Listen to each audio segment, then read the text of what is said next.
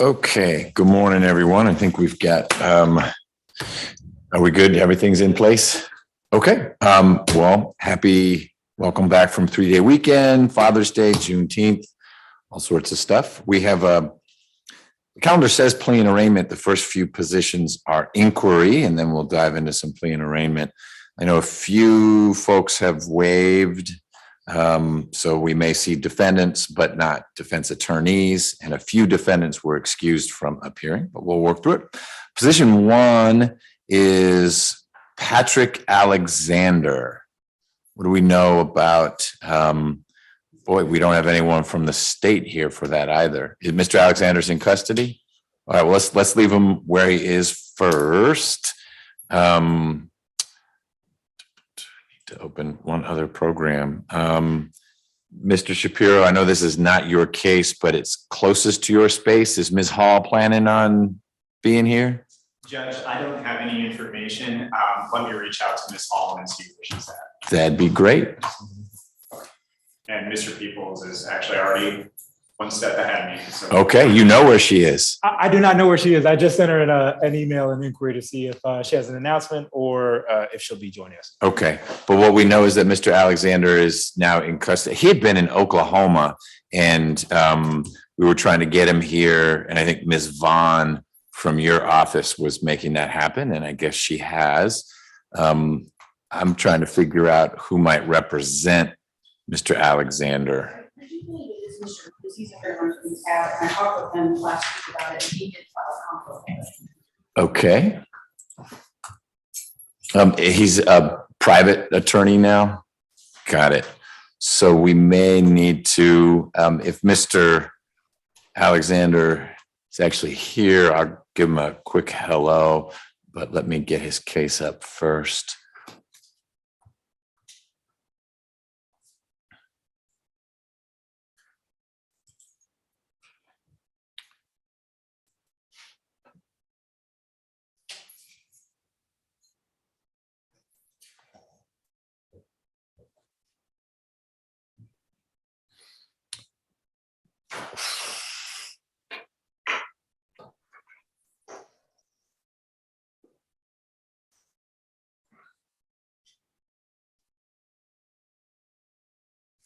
That's not helpful.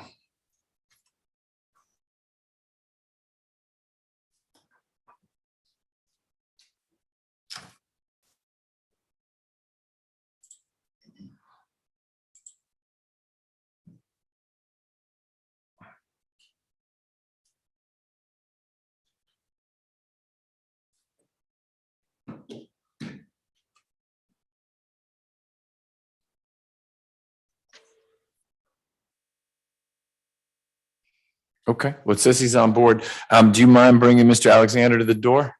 Thank you.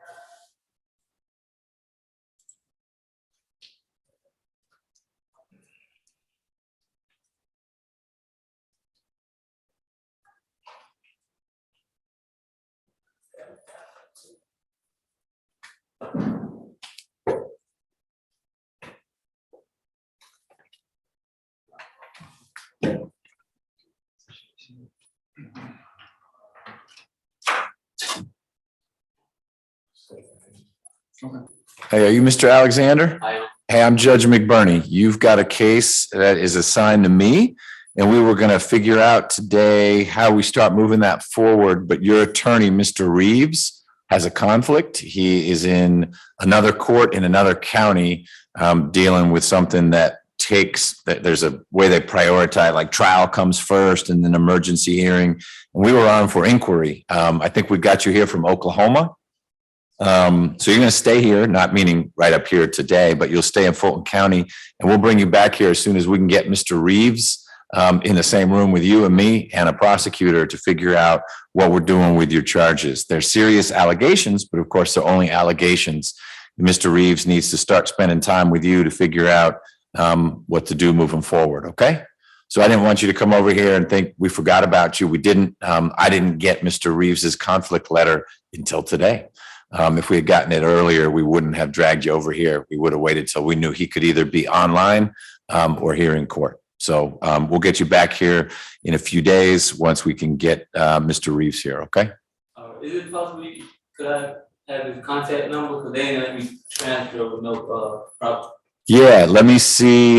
We can write it down, and I bet one of the deputies can give you a piece. Here, I'm gonna write it down.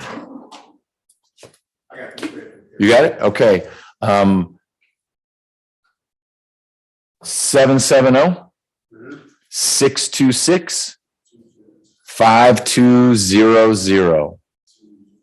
Yep. And that's the main number for a law firm called Overman and Overman. But that is where Mr. Reeves works.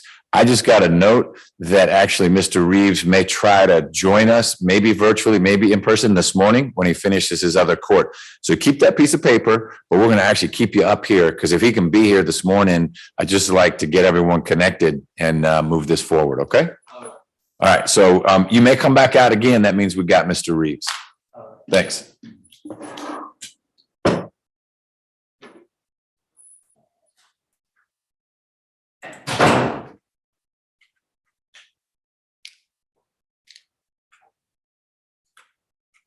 Okay, position 2 is Ms. Engelman. Good morning, Judge Mike Dixon from Engelman. Hey, how are you? Doing all right, Judge. So we are here today, I guess, on the same issue that we heard like the last 2 times on. We're just waiting for the DA's office to submit that dismissal. Still hasn't been done. I've emailed them about it, I believe. Ms. Nelson has as well, and nothing. So your recollection, obviously going to be clearer than mine on this case, is that Ms. Engelman did everything she was supposed to under the terms of the diversion order. And your perspective is that the DA's office hasn't done what it was supposed to do as a result. Well, it's not really my perspective, Judge. I mean, they just haven't. I mean, and this is the 3rd time we've been in court on this issue where they just haven't submitted the dismissal. And it's just like, at a certain point, Judge, we're just going to ask for a dismissal for want of prosecution. Okay, I don't know that those exist, but we do have other means of me putting some pressure on the DA's office. I can't even look at the file because it's locked because everyone agreed it ought to be under seal. Where are we with this, Mr. People? I know you're new to it, but hopefully you're the last on it. I am, Your Honor. Attorney Bixon sent me the information this morning, and I advised him that I'm going to look it over. It looks like she's completed everything from the prior terms of other adult diversions that I've seen. It looks like she's completed everything, including the receipt for any restitution as well. So I'll be going through that, and I'll submit before the close of day. Great. So what I'll make a note on the calendar here is that I'll get an email from you. Mr. Bixon will get a copy of that. Ms. Nelson will get a copy by the end of today. Either, oops, here's why we can't do it. And without dragging Mr. Bixon back down here, maybe we'll have a teleconference to work through what the can't is all about. Otherwise, it sounds like your email will have a dismissal or a order for no pros or whatever it would be that I could sign that will close out the case. Thank you. Okay, Mr. Bixon, we'll hear something by end of day. If not, I will take over. Okay. Sounds good, Judge. I appreciate it. May we be excused? Yes, sir. Thank you. Bye-bye. Bye. Thank you. Bye, Ms. Engelman. Bye. Have a good day. You too. Thank you.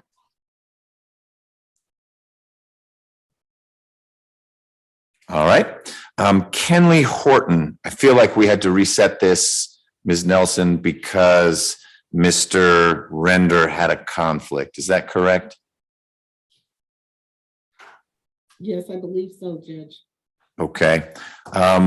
Who has this for the state now? It lists Ms. Charles, but that, I looked at it, Your Honor. It looks like a complex trial division case. That would be me. you, okay. So Mr. Horton is out on bond, and Mr. Render had concerns about Mr. Horton's competency. It just was complicated to schedule an evaluation because he is out. But we managed to do that. The results are back, and there is no reason we cannot move forward with this case. So we will reset it for Mr. Render and his client to be present. But it's you and Mr. Render will need to talk about it, but it's the kind of thing that needs to go onto a trial calendar next. As you can see, it's a 2021 indictment, and the holdup was just figuring out how best to do the outpatient evaluation, but that's been completed. Thank you, Your Honor. Sure. And I'll follow up to see if I can get a copy of any reports as well. Yeah, I don't know that you get that report. It goes to me and it goes to the defense attorney. I'm just letting you know what the important result was, which is we can keep moving forward with the case. And it may be Mr. Renner has no problem sharing it with you, but it's no longer an obstacle. The questions about competency to moving the case forward. Understood. So we'll reset it consistent with Mr. Render's schedule. All right, now one more inquiry. Colby Elder. Mr. Elder is here in person. Yeah. Yeah. How about Mr. Rosenblum? Did you guys make things work out or not? No, we didn't, and I'm trying to retain another lawyer. Okay. I'm going to ask you to speak with Ms. Feely or Ms. Wood to see if you qualify for appointed representation. Your case has been rattling around for a while, and if you qualify, I'm going to appoint you a lawyer so it stops rattling and starts moving. If you earn too much, and unfortunately for you, it doesn't take much to move out of the I qualify for appointed representation, then we will need to figure out who you're going to get and when, so you can get some closure on this case. So if you don't mind sitting tight, I'll get through this calendar, and when we're done with that, one of the two lawyers sitting at the table there will chat with you briefly, okay? Plea and arraignment, James George. I think that was a waiver. Is that right, Ms. Nelson? Meaning waiver of arraignment, and you excused Mr. George? Yes, and his client. Yeah, well, Mr. Richardson and his client, got it. So, Mr. Peoples, this is one where you'll just need to get discovery to Mr. Richardson. It says transferred case, so I'm wondering if that means it bounced from non-complex to here? I already spoke to Mr. Richardson, and I believe all discovery is complete as well. And I sent him an offer, so I would have hoped it would have come, but it's okay. All right. Well, we will get a scheduling order out as soon as it works out. If it does work out, just let Ms. Nelson know, and we can put it on any calendar. Understood. Thank you, Your Honor. You're welcome. Jerry Bates. Mr. Abate, this is your case. Good morning. He has an older case. I mean, this is an old case, but he has an older indictment as well. Trying to remember what the status of the older case was. I'm not remembering, so I'll look it up. So he's in bench warrant he has an ag assault. Mr. Schwartz is his lawyer, was his lawyer. And he's got a bench warrant on that. So unless you know anything more about Mr. Bates, seems like we ought to do a bench warrant on this one too. Okay. This would have been a direct indictment. Is there a grand jury warrant out there, or we'll just rely on the bench warrant from the other case? There should be a grand jury warrant, but I say that I'm not 100% positive. I couldn't find one in Odyssey, but that's not uncommon. But I will send Mike Sprinkle an email to confirm or deny whether there is one. Okay, all right. Either way, we'll move this case to judicial hold along with the other one. It would be great to get a warrant in place on this one as well, but there ought to be in the system. It's showing up in Odyssey that Mr. Bates has a warrant, but it's from the ag assault case. And it would be unfortunate if that's the only thing that showed up and he got arrested and he got a small bond because they thought maybe he already had a bond on this case with more serious charges. Okay. Position 7 is Denzel Thomas. And I think we've got Mr. Thomas on. Yeah, Mr. Thomas, is that you? Judge, he is on, and we did file a waiver. It just hasn't shown up on the docket sheet yet. Yeah, Ms. Nelson told me that you've waived, so we can make this real quick. There is Mr. Shapiro, is this your case? It is, Judge. All right. There's a co-defendant listed in CP status. Is that someone that is going to be joining Mr. Thomas, or is that any sense of that, or is that something strange on my calendar? No, Judge, I am also showing that that's for Ms. Kelly, I believe. I do not have an update on the status of that, but I can reach out to our case intake unit and see if I can find out. Okay, there was a decline to prosecute actually filed about 2 weeks ago. So Mr. Thomas stands alone. He's represented by Mr. Harvey. Mr. Harvey filed the waiver. So we'll get a scheduling order in place. Mr. Harvey, Mr. Shapiro will get you discovery. I don't know what, let's look up Mr. Thomas's bond, what kind of conditions he has, and if any of them are kind of out of date since his bond is almost 3 years old. No, the only thing that we need to change, Judge, on the bond, and it's a commercial bond, is the address. And I don't know whether I want to announce the address at this particular point, but that can be changed through the clerk's office as well. Okay, so the address that is in the system, not on the bond, but in the system with a West Manor Lane, you think that's an old address? Yes, sir, I know it is. You know it is. Great. Well, then if Mr. Harvey, you would work with Ms. Nelson to get a change of address filed. That way Mr. Thomas will get notification as well as you. Double coverage is always good. So if you'll just share that and we'll get this case moving forward. Any sense about discovery, Mr. Shapiro? We can get it served to Mr. Harvey probably by close of business today, Your Honor. Great. Okay. Then I'll get that scheduling order out and we can move the case along. Mr. Thomas, do you have any questions? Not about the facts of your case, that's for you and Mr. Harvey, but just sort of procedurally where we are? No, I don't have any questions. Okay. We'll be in touch with Mr. Harvey. He'll get discovery soon. He'll want to talk to you about the case. And he will also take care of getting your address changed so that we're sending court notices to the right place. Okay. Okay. Thank you, Your Honor. Mr. Harvey, anything else? No, sir. Thank you. Can we? All right. Yep. You both may be excused. Thanks for your time. All right. Thank you. Bye-bye. Okay. Thank you. Your Honor, that's my only matter this morning. Can I be excused? Yes, sir. Thank you.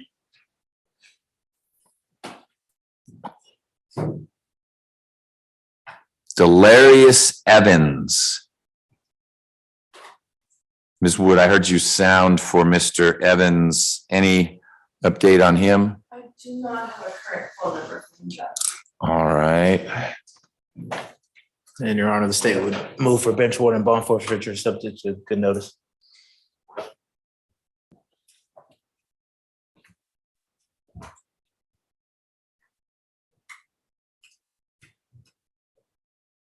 Okay. It's a slightly older bond, but it's out there. So here are my thoughts, Mr. Peoples. Bench warrant, no problem. I'll do that.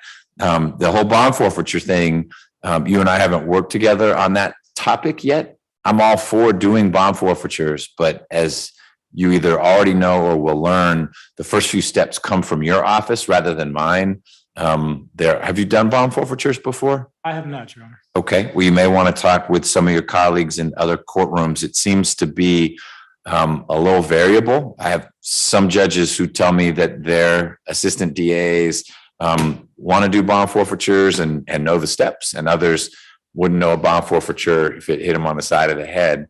But again, the momentum comes from your side rather than mine. Not that I'm a side, but there's some paperwork you have to fill out, and then we have to calendar things, and it's a funky, it has to be more than 100 and something days, but less than 100 and something plus days, where then the bonding company has to come in either with, in this case, Mr. Evans or something else.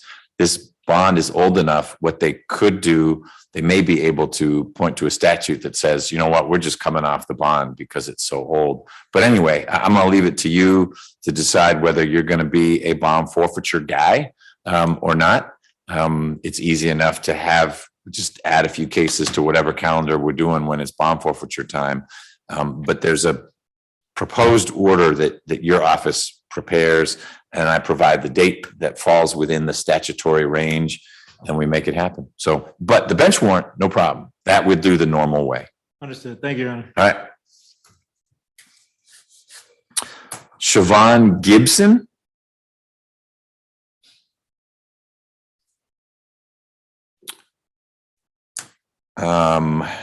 Any sense of whether that's a public defender case? Sheesh. Okay, we are cleaning out the backlog today. All right, for some reason, there's already a warrant for Ms. Gibson, and it may be that there was a grand jury warrant, but I guess we'll do a bench warrant. Thank you, Your Honor. All right. Quandacia Jackson. Is that a similarly current? So that one is actually from February 18th of 2019, but it is a map, I think, with COVID. It creeps across the, okay, but it's an even older case. All right. Bench warrant again? Yes, Your Honor. Thank you. Okay.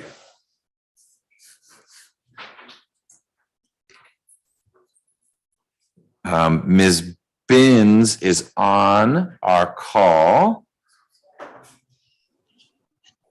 Hello, can you hear me? I can. Hi. Hey, I can't see you though. Okay, okay, here I am. Excellent. Let me do one thing here. There you go. Great. Ms. Bins, good morning. I'm Judge McBurney.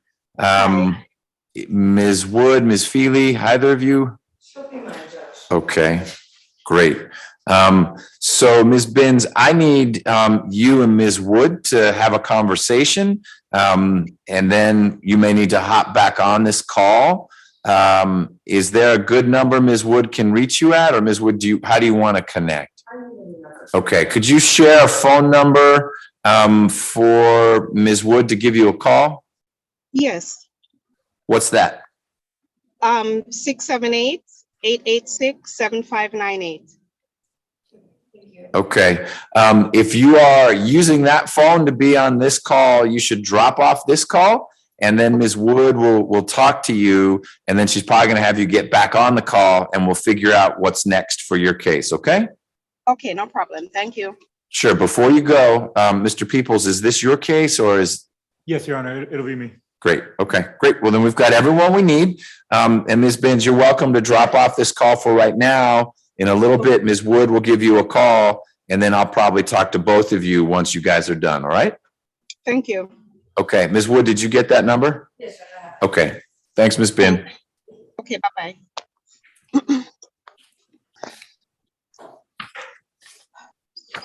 All right. Position 12, Mr. Abate, is yours. Matthew Chalmers. His lawyer has waived arraignment. I think Mr. Chalmers should be here. Okay, so we'll bring him to the door in just a minute. There's a co-defendant, Kente Compton. Is Mr. Compton here? Do we know anything, given these charges, about his custodial status?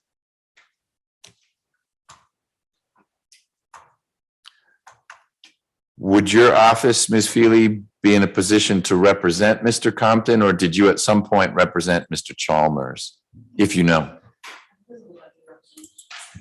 Okay, I'm taking a look at the indictment here. This is very recent, all things considered. So, okay. He's in custody now. Mr. Compton is? Oh, I'm sorry, I'm looking at Chalmers, I apologize. Yeah, Chalmers is here, but he's represented by Mr. Partridge, who's already filed a waiver. So I guess we'll do a bench warrant, though there's already a warrant of some sort for Mr. Compton. But if you'll take care of getting a bench warrant. And if you could bring Mr. Chalmers to the door, please. And you'll get discovery to Mr. Partridge. I will, yes, Your Honor. Thanks.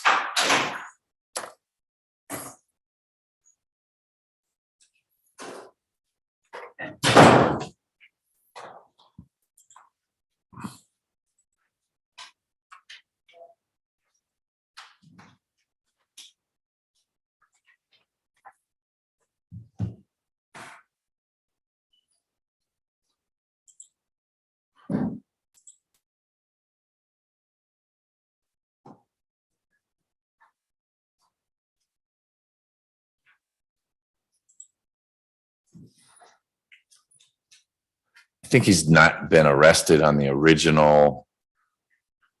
It's Detective Sendling. Okay.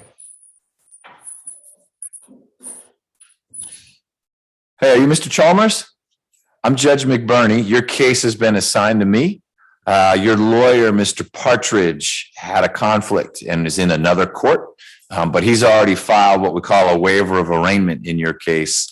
And so he's going to get the discovery, whatever evidence the state has, and then he'll come meet with you to talk about next steps in your case. I just want to introduce myself and let you know why you got brought over. We didn't know when we put together this calendar that Mr. Partridge had a conflict and he had not already filed this waiver of arraignment, but he did do that, which is taking care of what you need to have happen today. And we'll keep moving the case forward. So you'll be back here next for a motions hearing, if that's what you and Mr. Partridge decide, or something else related to the case. Any questions? Okay.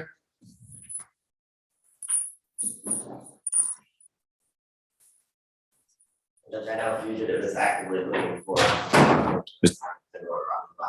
Okay, great. So there are warrants out there. If you want to layer a bench warrant on top of that, that's fine. But it's like 4 warrants, 1 for each count.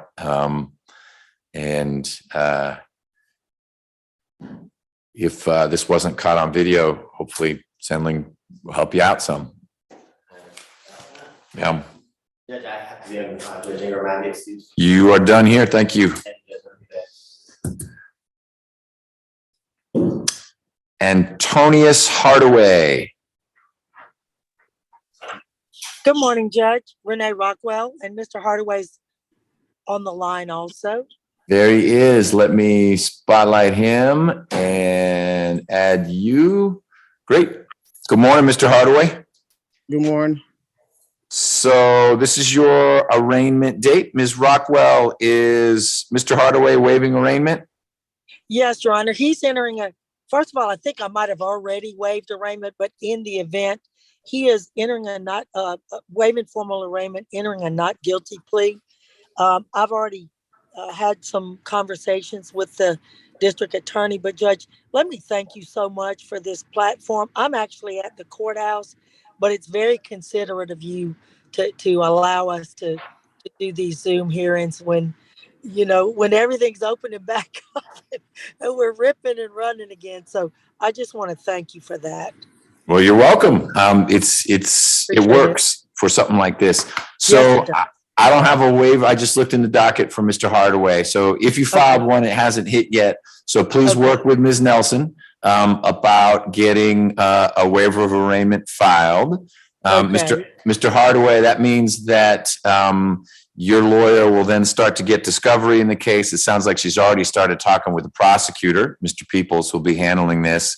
And we'll see you next, either because there's some motions that need to be argued, or maybe you and your lawyer will have worked a case out with the state.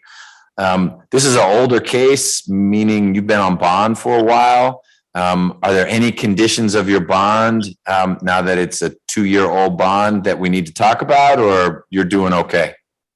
I'm doing I think- fine.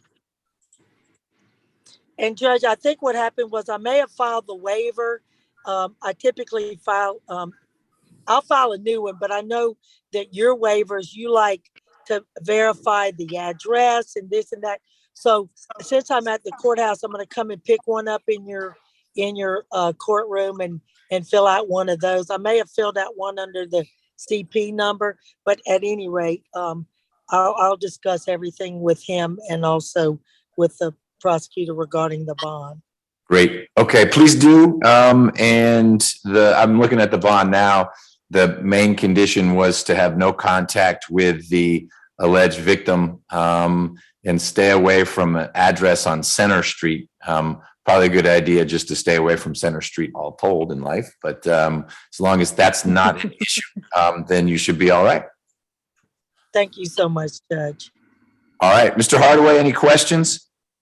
No, sir. All right, so Ms. Rockwell, you take care of that waiver. I'll take care of a scheduling order and that'll move the case along. Thank you, Judge. May I be excused? Yes, and Mr. Hardaway may as well. Bye-bye. And thank you, Ms. Nelson. I Bye. appreciate it. Thanks. That's just a day of thanks. Finally, we've got Dale Anderson. Hey, Mr. Anderson, how are you? Good morning. I will be representing myself in this case. Okay. This case has been out since I got arrested during the peak of the pandemic, 2020. I've been unindicted for approximately over 2 years. And I wanted to make note to court that I stayed incarcerated for 362 days, unindicted. They denied my bond, even after the pandemic emergency was ended. Okay. They denied my bond. I have proof, evidence I would like to show as we go further of judicial misconduct. Judicial misconduct. Yeah, and prosecutorial misconduct. Okay. I filed a special demur for motion to squash indictment. And I also filed today a motion for discovery, e-filing. But I do have these copies in hand. I want to give you 2 copies and a prosecutor a copy if that's possible. So hold on, and let me take a look at your file here. So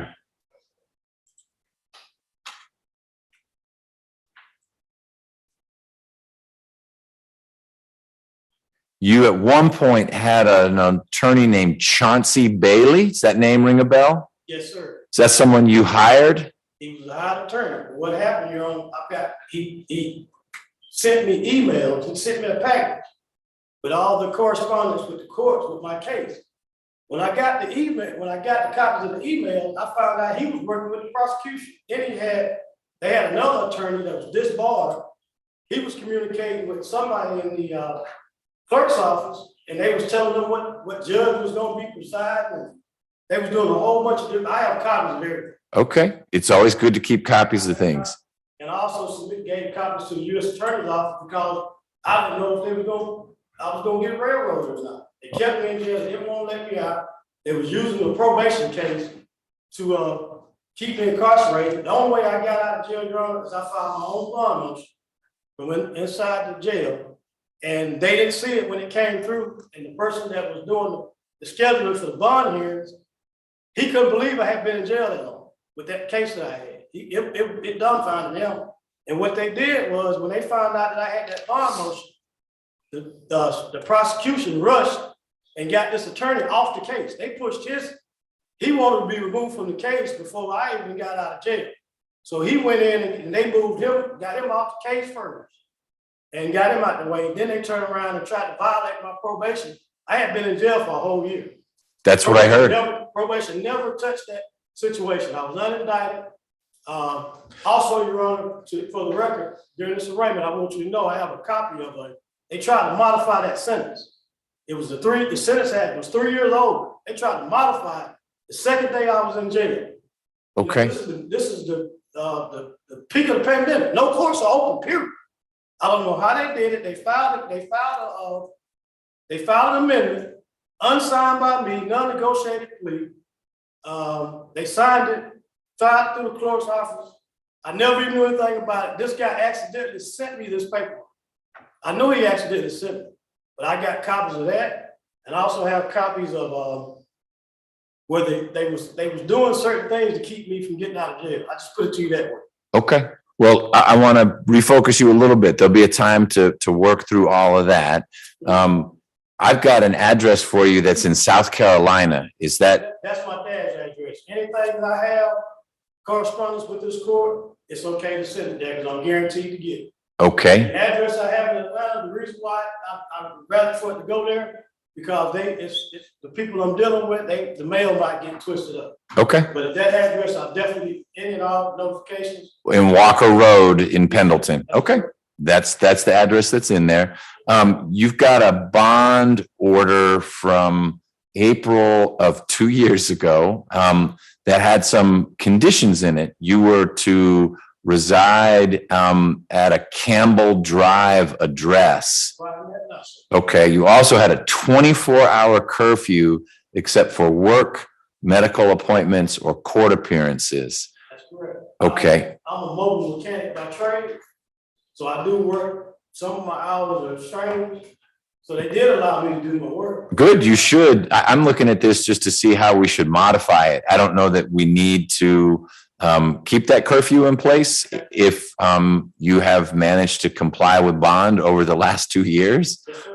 You're also supposed to stay away from 3 folks. Yes, sir. You've been doing that? Oh, absolutely. Okay. Absolutely. All right. So you're still at this address, the Campbell Drive address. Good. But you don't want mail going there. It's not as reliable. Exactly. I want Okay. my legal mail to go where you sit the notice. And also, if you want a copy of these, I have a copy for you and a copy for the solicitor's office. Because the last time I e-filed some documents, they all of a sudden they just disappeared. Also, I want to make a note, Your Honor, there's no transcripts in this case. They didn't. I've been trying to get transcripts for 2 years. My first appearance transcripts disappeared, and I know why they disappeared because they did some errors at that hearing, and my probable cause hearing transcripts disappeared. And I know why they did that because the arresting officer under oath admitted that he didn't witness a crime, and also under oath he admitted to illegally arresting me on my property without a warrant. Because it was in the height of the pandemic. You couldn't get a warrant, there was no court order. Okay. I want to make a note of that on the record in this hearing so they can understand what I've been going through and what I've studied this case. I took those 362 days and I learned the law. I learned the laws of the state. Your Honor. Hold on 1 second, Mr. Peoples. Okay. So we need to work through a couple things still this morning.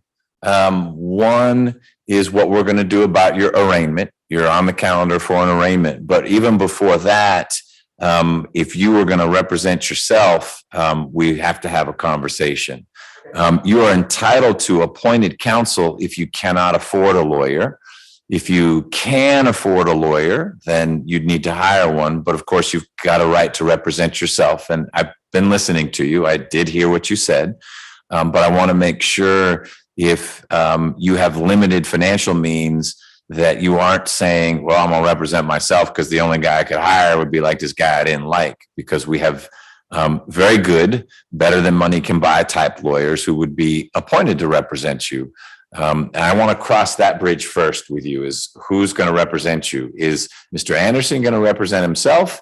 Or should I have Ms. Wood and or Ms. Feely talk to you to see if you qualify for appointed representation? Your Honor, I'll be honest with you, I want to represent myself because I can't trust, after I seen what this paid attorney did to me, and I saw how they were working with the prosecutors and emailing and giving information, stuff that he shouldn't have been sharing, I just don't trust any attorneys. I don't trust the public defender's office. I've studied, I know these OCGA codes, I know the rules, I've been studying, so I feel like I'll be in a better position to represent myself because I'm going to attack the things that these lawyers are not going to attack. Okay. Things that's going to get me out of the situation that I'm in. I'm prepared to attack those issues so I can get this case dismissed and move forward. Okay, I hear you on that. I'm gonna pause with you for one moment. Mr. Peoples, was there something you wanted to add? I was just going to make for the note that, excuse me, make for the record that We're not on the record right now. You can share with me. We're gonna be on the record for the Ferretta hearing that we're about to have. I was just gonna say, Your Honor, that this is a plea and arraignment, and we were sort of outside of the scope. I understand his frustrations, the defendant's frustrations, but we're here for a plea and arraignment. Okay, but it was helpful for me to hear from Mr. Anderson what's motivating his desire to represent himself, because Mr. Anderson, in a couple minutes, we're gonna have a conversation where it's gonna sound to you like I'm trying to talk you out of representing yourself, which is pretty much what I'm gonna try to do. Because in my experience and most judges' experience, it's not a good idea to represent yourself, but it is your decision and not mine. And so we'll have a conversation about that in a minute, but it was helpful to hear your perspective on what's been going on. I'm not so sure transcripts have been lost so much as they haven't been put into the docket. I don't typically see a transcript for a preliminary hearing. It doesn't mean it wasn't taken down. It means that in the end, no one asked for it to be created. There are ways to do that, and we'll work through that at a later date. But we've got two things we have to handle this morning. One would be your decision to represent yourself, and that involves a conversation we have to have that'll take a few minutes. If I grant you that request, then we need to work through how you want to handle your arraignment today, whether you're a waiving arraignment or we do a formal arraignment. Do it either way, and we can knock out all those things this morning. So if you'll take a seat, we'll do that. We left a couple things hanging. Ms. Wood, did you have a chance to contact Ms. Bins, or have you been stuck in here? I have not, but I will have, Okay, if someone would do that so we can close out the books on that. And did anyone speak with Mr. Elder?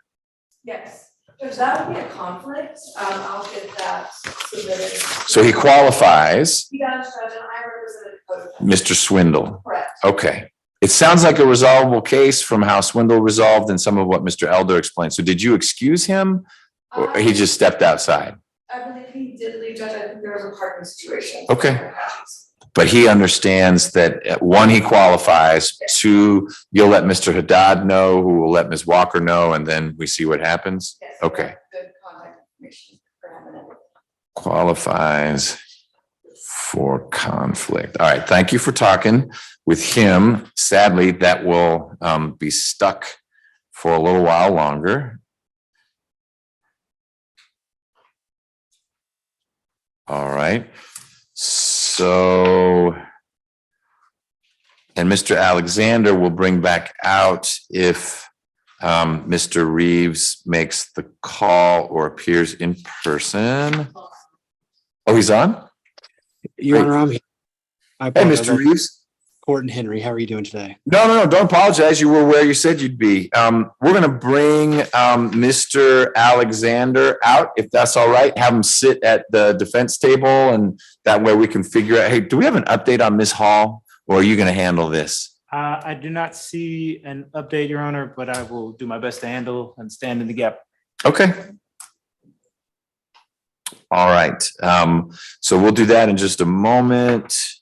And we'll hear from Ms. Bins, and then it's Mr. Anderson. Ms. Wood, are you handling the Davis revocation? I am, Judge, and I need to speak to him briefly. Okay, we've got plenty of time. I think what we'll do, if they're able to facilitate it, you could talk with him while I'm working with Mr. Anderson. But I think that's all we have left for this morning. And then this afternoon, you have Mr. Heinzman, and we've got Attorney Olaloye who'll be handling Smith. And did I hear Heinzman might be a plea? Correct, Judge.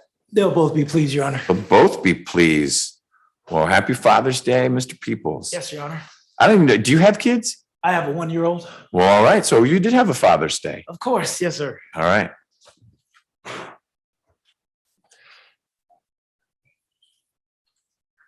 All right, let me look up one thing and then we'll get Mr. Anderson out here.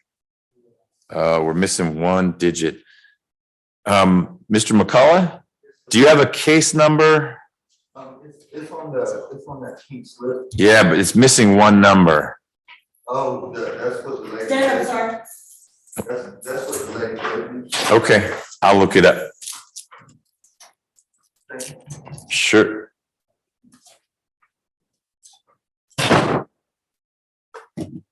MCCULLOUGH.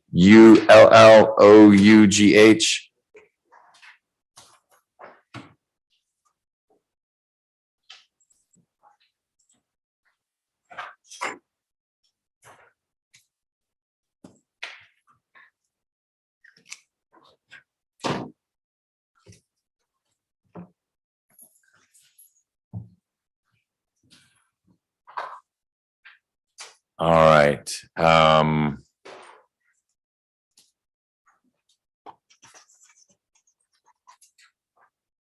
me talk to you for a quick sec.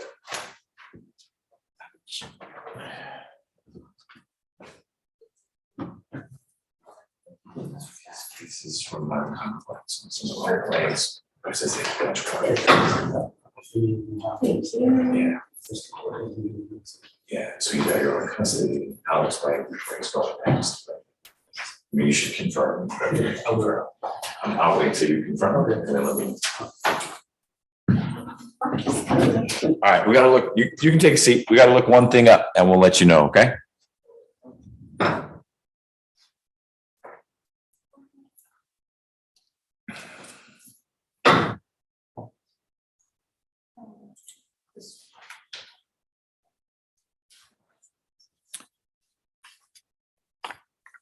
Do you need the indictment number or what do you need? Because I have all the digits now.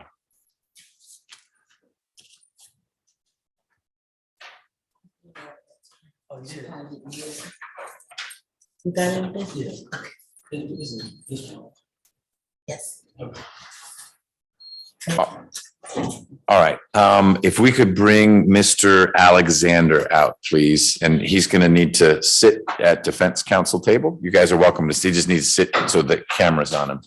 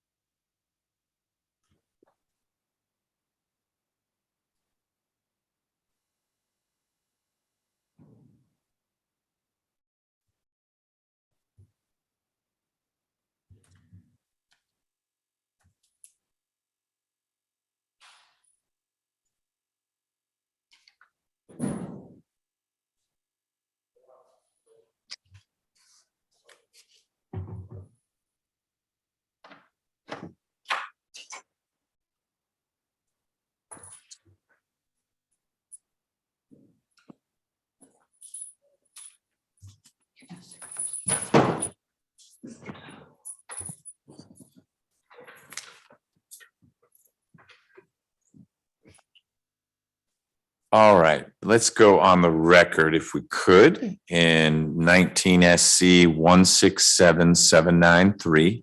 It's State versus Patrick Alexander. Let me add Mr. Alexander. There we go. So everyone can see everyone.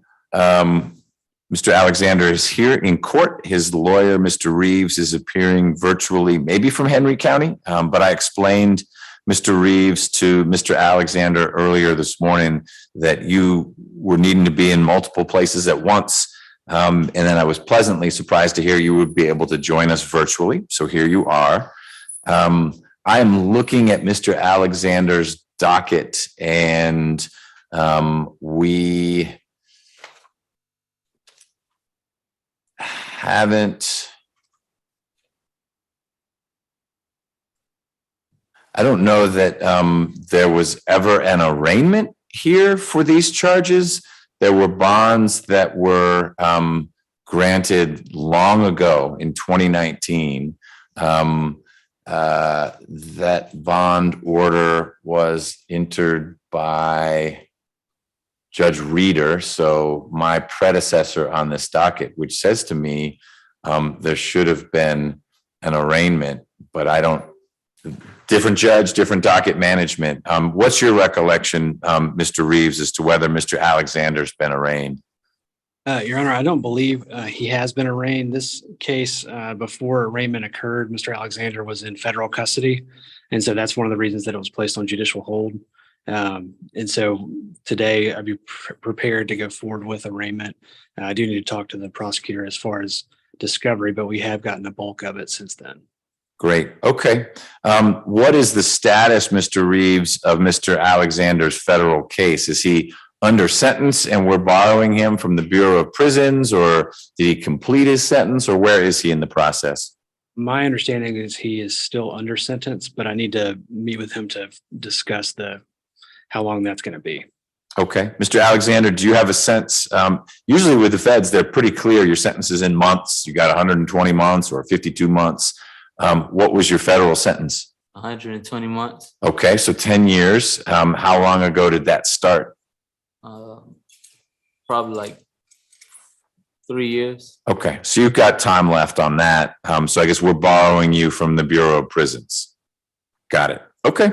So Mr. Reeves, are you waiving arraignment on behalf of Mr. Alexander? And we'll get a scheduling order in place, which will obligate the state to get discovery to you ASAP? Yes, Your Honor. We'd waive formal arraignment and enter a plea of not guilty this time. Okay. I'm going to have Ms. Nelson send you our waiver of arraignment form. You can complete it at your ability today. I know you're bouncing around from place to place, but if you could get that back to her no later than tomorrow, then we'll that'll be e-filed. That'll trigger the scheduling order, and we'll move forward. That'll get you the rest of discovery. It may be that Ms. Hall, who is the prosecutor on the case, she's not in court today. Her whereabouts are unknown to me, but we do have a prosecutor sitting here in court. He'll relay that to Ms. Hall. She'll get discovery to you, and we will, hold on one second.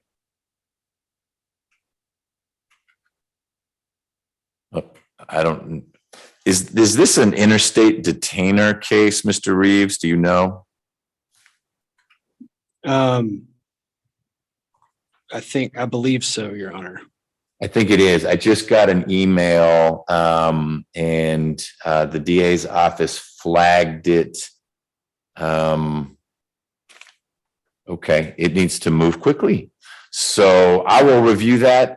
Ms. Hall is going to, it went to Mr. Whitenauer, this email, a while ago. All right, I'm gonna work on that. This may be something that moves very quickly, Mr. Reeves, because of the Interstate Detainer Act. And we'll need to figure out what's happening with that.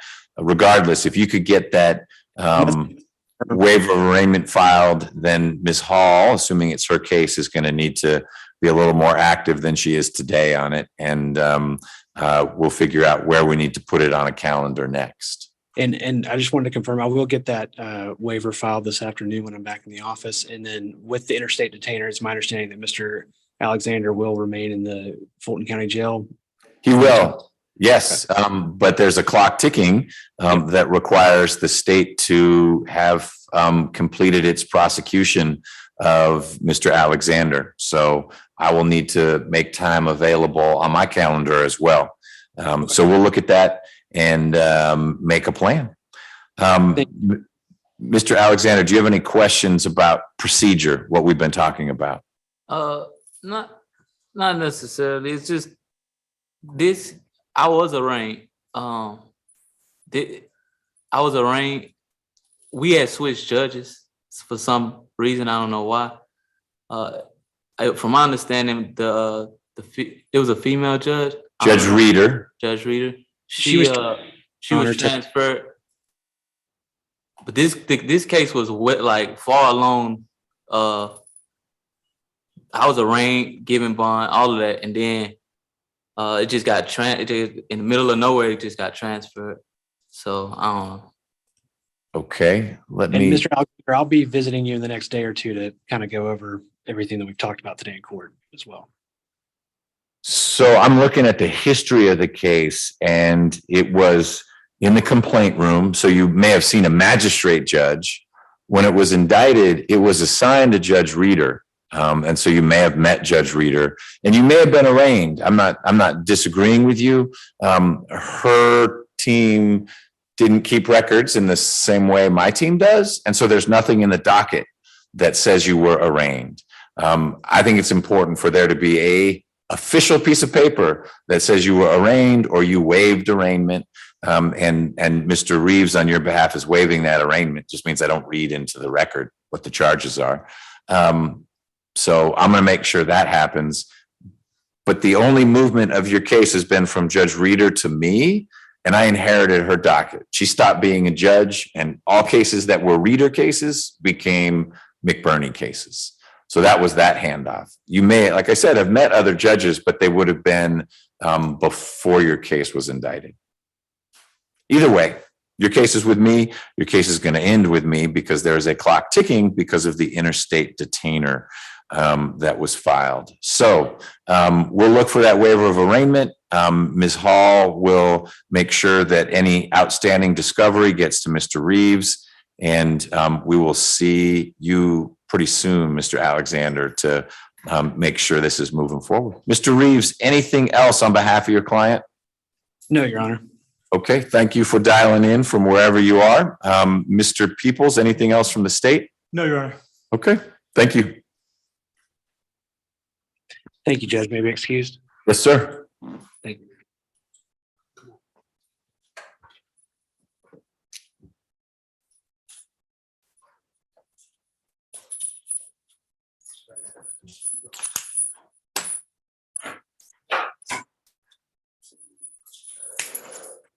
So, Mr. Peoples, you just need to let Ms. Hall know, and I will as well. But this is tantamount to a speedy trial. And so there's a clock running, and apparently it's been running for a little bit. So we'll all need to do the math and make sure we know what that drop dead date is for resolving the case. Understood, Your Honor. I just sent her an email summarizing as you were talking. Great. Okay. Thank you. Ms. Wood, are we able to handle Ms. Bins before I turn to Mr. Anderson? I'm not ignoring you, Mr. Anderson, just our conversation will be a little longer. And so if we can take care of something that's real short, we're going to do that first. Judge, unfortunately, I think she makes a little bit too much money to qualify for our office. Okay. Is she back on? Don't think she is.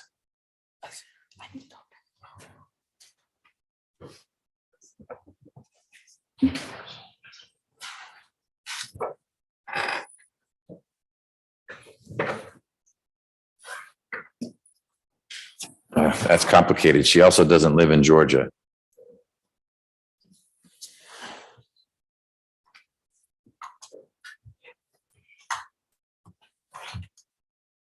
Okay. Was she going to call back in? I believe she's gonna sign back in. I can send her a message, Judge. Okay, please. Thank you.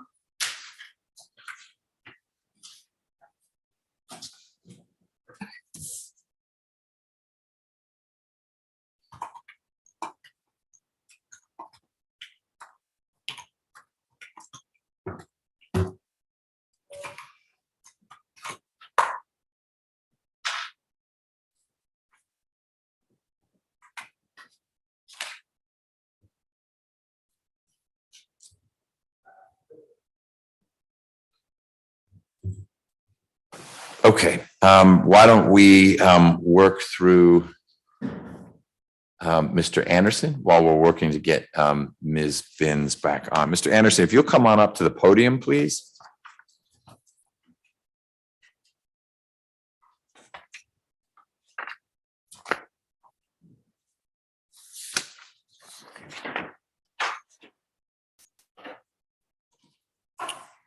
All right, Ms. Rivers, are you ready?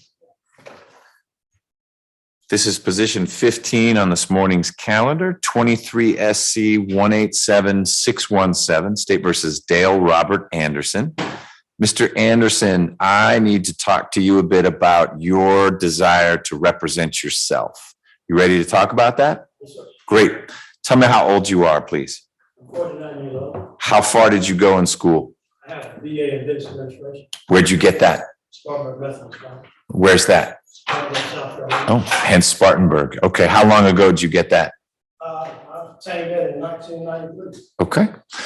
So you're able to read and write English language? Yes, sir. Have you told me, I think you said you're a mobile mechanic, okay. Is that the only job you've had, or have you done other work in the past? I also own I sell cash cars. I also have a car lot. A car lot? Yeah. And did you say cash cards or Cash cars. cars? Cars that most people pay cash for. Got it. Also Okay. do that for them as well. Okay. So you've got a piece of real estate that you lease or own that have cars on it, or it's more of a, hey, I happen to have a car right now. This is my marketplace and people will purchase. Okay. So you don't have a deep inventory. It says you get your hands on one, you list it. 5 or 6 cars at a time. Okay. And where do they stay? Well, I usually get like the auto zones and the advanced auto parts, so let me place these cars in the parking lot. Mhm. And I'll meet the clients and customers, and they purchase the cars, vehicles like that. Okay. Have you studied the law before? Well, on my own, I have. Okay. Not in no institution or anything, but personally, yes, I have. So Countless hours. got it. So not formally at a law school, at paralegal school, but you spent plenty of time. Hours. Okay. Hours. Have you ever represented yourself before in either a civil or a criminal case? Yes, I have. Tell me about those. I have a revocation hearing here in Fulton County, and I represent myself in that case. And I also wrote my own bond motion that got me out on this case that you're doing now. So you've represented yourself some in this case. What were your charges in the probation case? There was criminal damage to property, and I had a criminal damage to property, and I had I'm trying to make sure I tell you right. It was criminal damage to property. It's okay if you don't get it exactly right. It's all one case? Yeah, it's all right. Okay. And you represented yourself not originally, but at the revocation hearing. Okay. How long ago was that hearing? That hearing was April 22nd, 2021, I think it was. Okay. So you handled a revocation hearing, you've done a bond motion, any other legal work that you've done? Yes, I filed the mirror motion to squash indictments. Okay, that's in this case. All right. Outside of this case, because that bond motion was in this case, outside of this case and your revocation hearing, have you represented yourself in anything else? What about on the civil side? Have you ever sued anyone or defended yourself civilly with no lawyer? Yes, I have, in a divorce case. Okay. So that was a pro se on both sides? All right. And are you now divorced? Yes, I have. Okay. Did you bring the divorce, or did your ex-wife bring the divorce? She brought it. Okay. And she represented herself. No, she had it. She had a lawyer. You represented yourself. How long ago did that divorce close out? It's been over a year. And was that in Fulton County? Have you ever watched a criminal trial from start to finish, picking the jury all the way through the verdict? And when would you have done that? Well, I've watched a lot of your shows that show these trials. I've watched those trials and how the proceedings. And then, like I say, I studied and learned how the pretrial stuff works, especially here in Georgia. Okay. So I understand, arraignment, I understand a probable cause hearing, first appearance. Okay. Also the evidentiary hearings, inquiries. I understand how the complaint court works, how the grand jury works. So we're past most of that. We won't have a probable cause hearing or first appearance. Grand jury's done what it was going to do. When you say you've watched criminal trials show, meaning the YouTube channel? No, I just regular television. They have shows where they have trials. I forgot what channel it is. Okay. But it's court TV. Okay. These are real trials. And that's when you've watched trials? Yes, sir. Okay.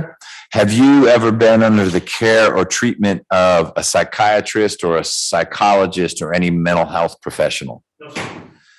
Tell me why you think you would do a better job representing yourself in Superior Court than a lawyer would. Because I know the ins and outs of this case.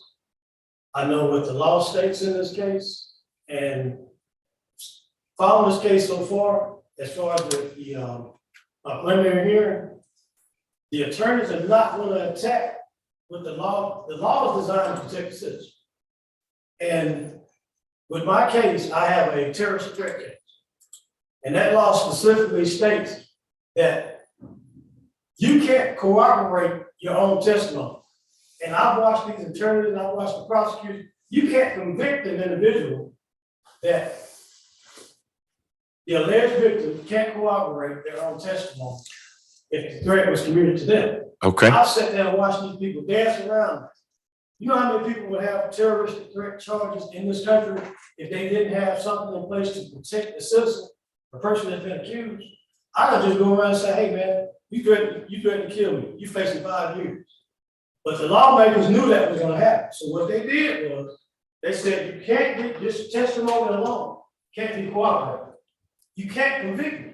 But they danced around it. I don't understand why the grand jury would go in and they said they had no evidence to convict me. They didn't charge the law and let these people know that the testimony and evidence that's been presented is exactly what that law is designed to protect me as a citizen.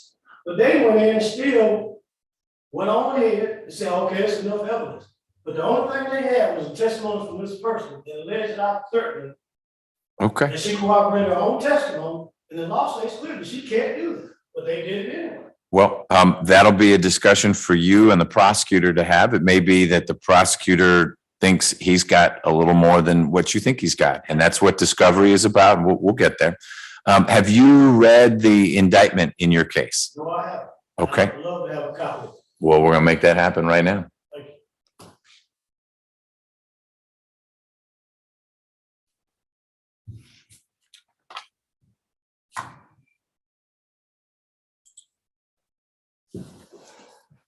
Do you in general understand what the charges are against you?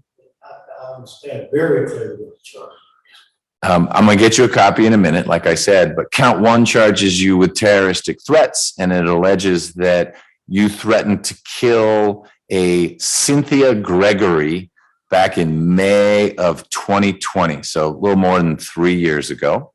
Count two alleges that you did the same thing on the same day to a Jamare Gregory, and count three alleges that you obstructed law enforcement. There was an officer, Josephs, PHS.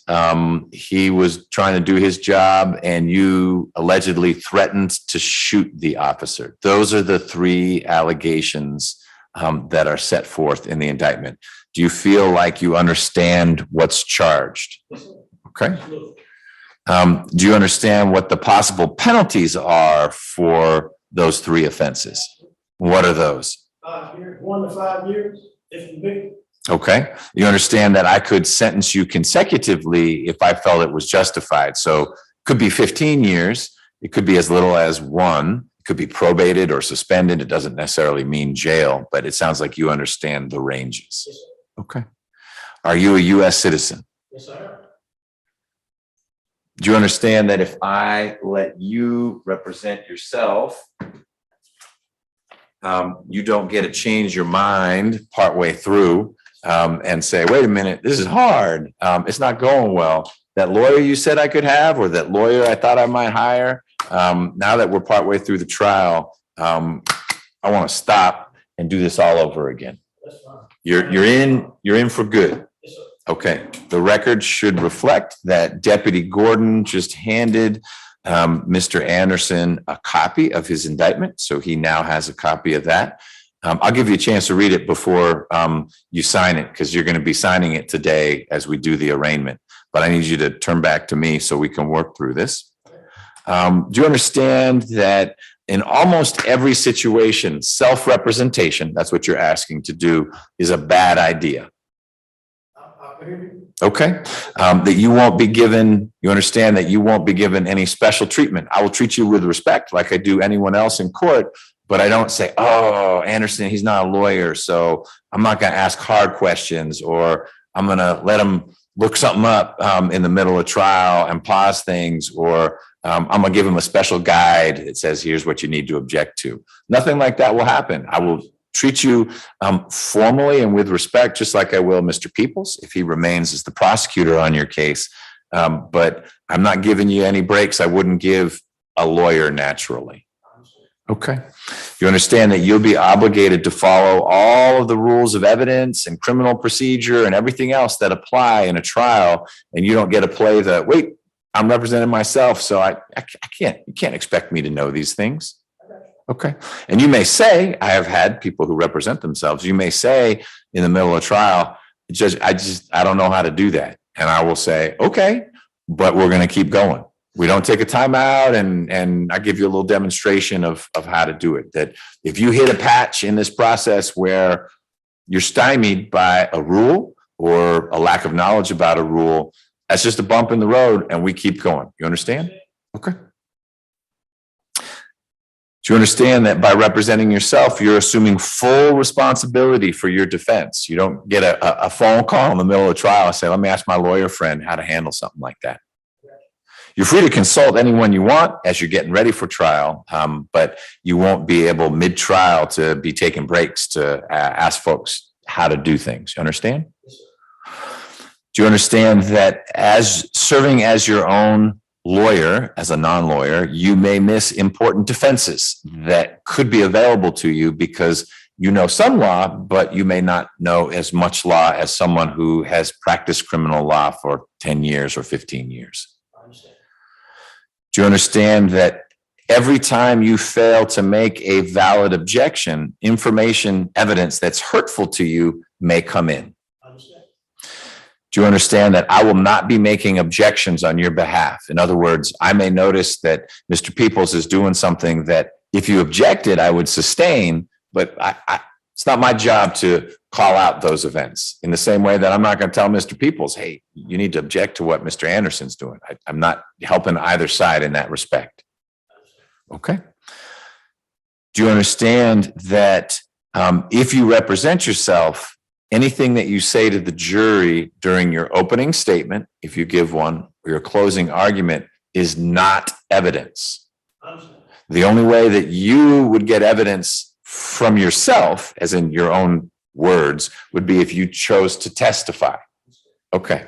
And if you choose to testify, you'll be able to give something of a narrative because no one will be asking you questions. But when you're done with your narrative, then Mr. Peoples or whoever's prosecuting the case would be able to cross-examine you.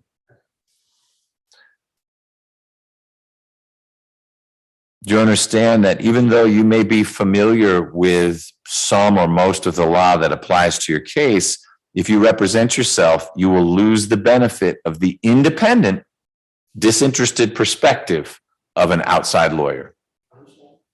Do you understand that the prosecution, the state, will be represented by a licensed attorney and probably someone who's done this a bunch of times before? I won't require the state to bring in, hey, you need to bring a brand new lawyer. It's not going to be fair. You can't bring someone like Mr. Peoples. Who's the newest person hired? That's who needs to go up against Mr. Anderson. That's not what I will require. I don't tell the DA's office who they bring into the courtroom. You understand that the prosecutor will treat you just like he'd treat any other attorney, which needs to be with respect, but not I'm going to go easy on this guy because he's not a lawyer. Okay. To understand that if you are found guilty after trial, you will not be able to argue on appeal. Well, wait a minute. I wasn't a lawyer. I didn't know what I was doing. You need to give me a new trial with a lawyer. That is not a valid appellate argument. Do you understand that you will not be given any extra time to prepare for trial? We're going to have a schedule, and that schedule is going to move forward. If you're delayed because the state's not giving you evidence, then we slow things down. But if the state has given you their case file, then you need to be ready on whatever dates we set things down for. And the fact that you got a job and you're doing these other things, that won't be a reason for me to reschedule things. Quick question. Yes, sir. In order for me, if the state is not providing certain things in the discovery, I will communicate with your office directly through motions or through just contact your assistant. That's correct. There's something called a notice of deficiency that you'll be able to file. And I've got a standing order that's on, if you go online to Superior Court of Fulton County, find Judge McBurney, there are these standing orders. You ought to read the ones for criminal cases, and it describes exactly what to do. And so if you get discovery and you think something's missing, you file this deficiency notice. It says, look, I got discovery, except I'm missing. I interviewed with the police. Where's my interview? But you need to specify what you're missing, because that gives Mr. Peoples a chance to say, oh, my bad, here you go. Or a chance to say, that doesn't exist. And if that doesn't resolve it, then we'll get on a phone call or come into court like this, and I'll ask you to put on the record, what are you missing? And then Mr. Peoples is going to need to either say, ooh, we'll get that to him in, I'll give him a deadline, 1 week. Or he's going to say, we don't have to turn it over, or we don't have that. But yes, you are able to highlight to me after you've highlighted to the state, because the simplest thing is just to reach out to the prosecutor and say, I think you need to give me this. And it's only if he says, no, I don't, or I don't have it, or I don't think it exists, that you then escalate it by filing that deficiency notice. Okay.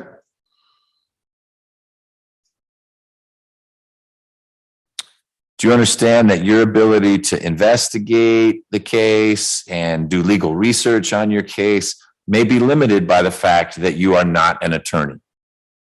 There are some legal resources that are available to attorneys because they pay for them, or they're made available to lawyers that you may not have access to. Okay. And of course, you understand that if you had a lawyer, all these limitations I've been talking about wouldn't apply. Your lawyer would have the training and the background and the expertise and the access to the materials that you may not have. Okay. You understand that you have an absolute right to have a lawyer represent you in this case, and that if you could not afford one, I would appoint one to represent you. So you're choosing to represent yourself, not because you're thinking that will cost me too much money. I'm being honest with you. I've seen some things that went on with this case. Paid attorney, however you want to put it, professional private attorney. And I saw some things that I never thought that I would see because they sent them to me. I was never supposed to have them. So when I saw these things, I said, who can you trust? You don't trust the public defender's office? You don't trust another private attorney? When they're doing these things in these offices, they work together. They're doing these things, they're supplying this information, they're sharing this information, and it just freaked me out to see it like that. So what I did was I said, well, I'm gonna teach myself, because I can't sit back and watch my freedom. I lost, with what happened to me in this case, I lost my business, I lost my family, I lost my children, I lost everything with this case because they wouldn't let me out of jail. Okay, you've articulated very clearly why you want to represent yourself. I just need to make sure we're making a record that I explain to you the risks and the disadvantages, so that you don't down the road say, oh, wait a minute, no one told me X was going to happen. Let me cover a few more things. I'll make sure you understand that if you had a lawyer, either because you hired one or I appointed one, that lawyer would pick a jury for you if there's a jury trial. That lawyer would make an opening statement for you at trial if that's what you and the lawyer decided to do. That lawyer would cross-examine all the witnesses that the state called. That lawyer would be able to call witnesses on your behalf and do a direct examination of those witnesses. That lawyer would submit to me jury charges, the law that lawyer thought I should give to the jury at the end of the trial. You understand the lawyer would do that? Yeah, the charges. Yeah. All right, as far as the jury pool, I will be able to hold my own jury. So two different things. Yes, if you're representing yourself, you're going to have to ask jurors questions. They have to be legally appropriate questions, but you'll be able to, I'm going to call it interview. It's not quite like that, but you will be able to interact with the jurors in the same way that the prosecutor does to decide which jurors you want and which jurors you don't want. I was referring to something different. There's something called the jury charge, something that the judge reads to the jury at the end of the trial. Says, this is what terroristic threats is. These are the elements of terroristic threats. This is what reasonable doubt means. But the lawyers have an opportunity to give the judge proposed jury charges at the end of the trial. And so what I was telling you is that if you had a lawyer, your lawyer would take care of that. She would look in there and say, these are the right pattern charges, send them to my staff. No lawyer is going to do that for you if you represent yourself. I'll be responsible for sending those to your staff. You will. You understand that? Before trial. Okay. It sounds like you understand that. And finally, if you were found guilty, if you had a lawyer, that lawyer would be able to argue for leniency, a lighter sentence, whatever. But with no lawyer, that's up to you to argue. Okay.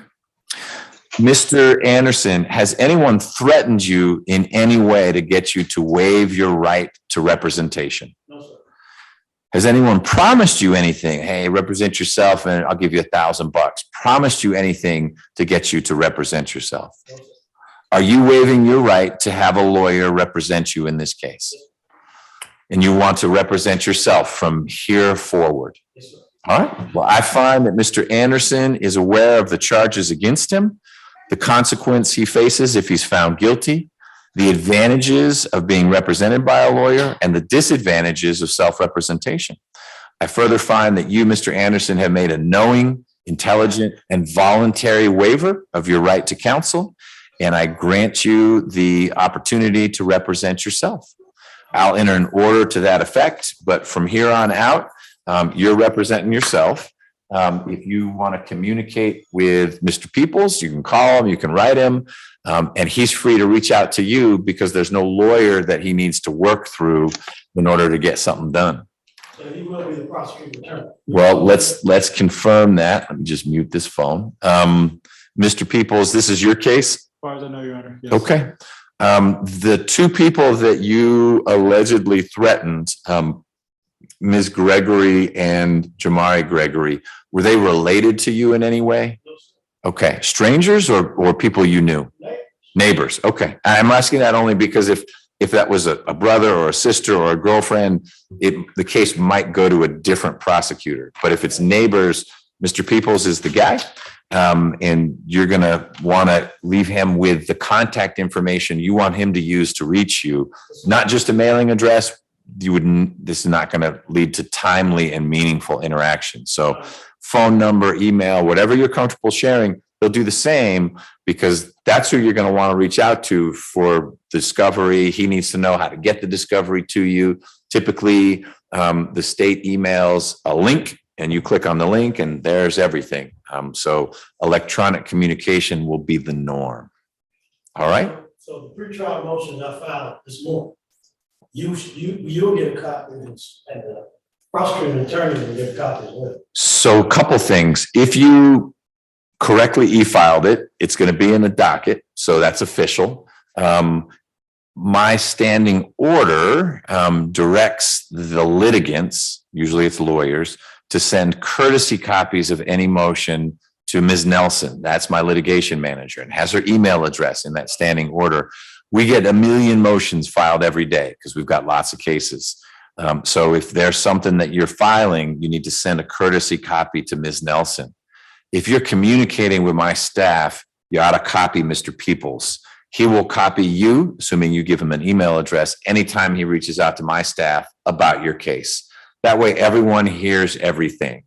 It's a problem if you're reaching out and you're not including Mr. Peoples, then he's missing out on something. In the same way, you would be a little alarmed if you discovered that Mr. Peoples and my staff had 30 emails talking about your case.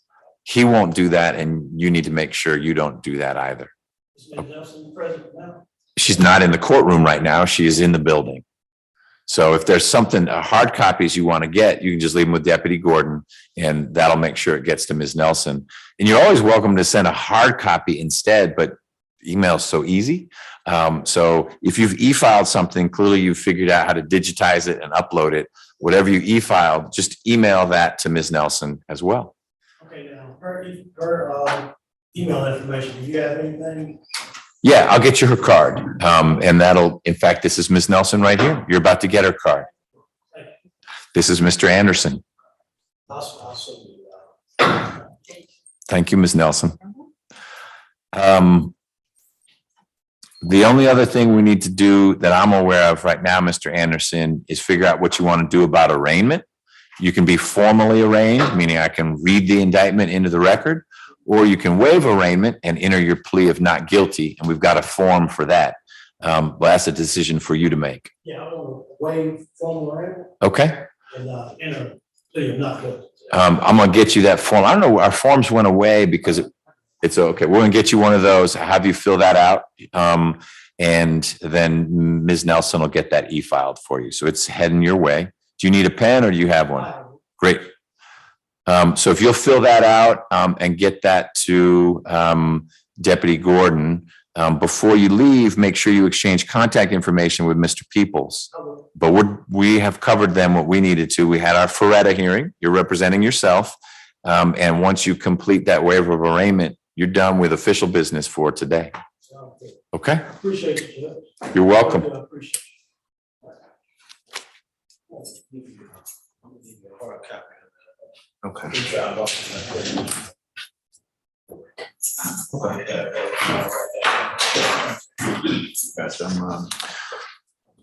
Put mine on here right now. He's good to go?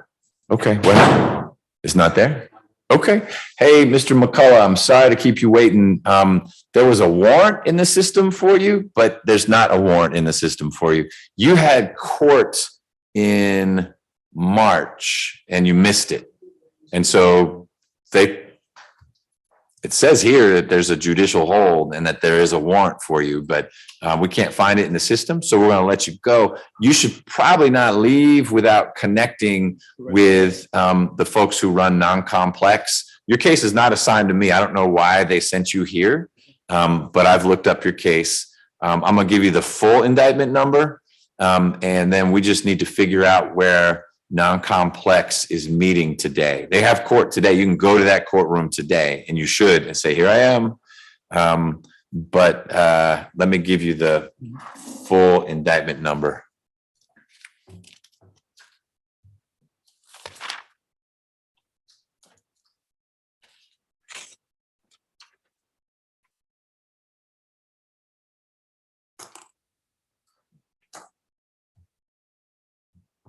Let's see if I can find out where they're meeting. 4A? Okay. There you go. Yeah, he's one of the ones. So you want to go to courtroom 4A, this building, 4th floor, all the way down at the end of the hallway. And there'll be someone, they may say that they're 2 non-complex judges, so it might not be the right one, but that's the right space. And they can get your information and hopefully clear up this failure to appear piece. Because like I said, it shows in the system that you missed court and that they're trying to get a hold of you. But I mean, I've never received nothing in the mail or no one called me or anything. I don't doubt you. And it could be that these charges are real old and it's an old address. That's a reason to go to court and say, here I am. And they'll say, great, let's get all your information. Here's a new court date. Because if you just keep your head down and say, maybe they won't find me, you're going to be driving and you run a red light. And instead of getting a ticket, you can get locked up for missing court. So go to 4A and just don't leave until someone figures out how to plug you back in with their system. Okay. All right. Let me check one more thing.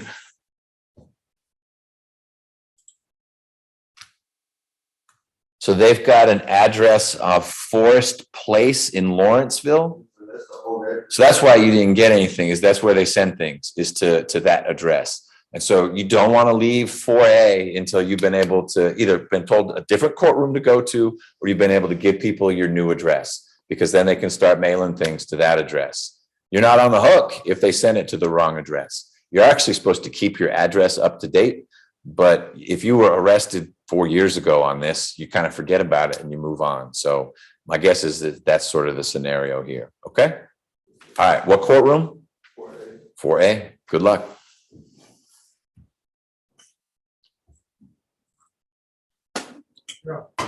One quick question. Yeah. You mentioned something about bond modification, I've been out for 2 years with no modification. Right. If you would talk with Mr. Peoples, and he can let me know if he has any opposition, my thought would be to remove the curfew. I'm going to leave in place, stay away from those people you're supposed to stay away from. Are they still your neighbors? No, they got evicted like right after that happened. Okay. They was evicted out of the evidence. Okay. But that curfew seems a little restrictive, given how long you've been on bond with no issues. No objection. No objection. All right. I will modify your bond to take the curfew off. Thank you. Okay.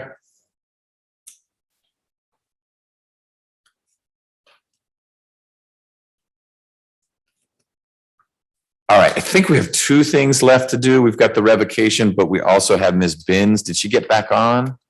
It looks like she's back on. Yes. Hey, Ms. Bins, can you turn your camera on, please? Okay. Yes. Have a great, send me an email Um, and I'll get discovery. Catch. oh, okay. You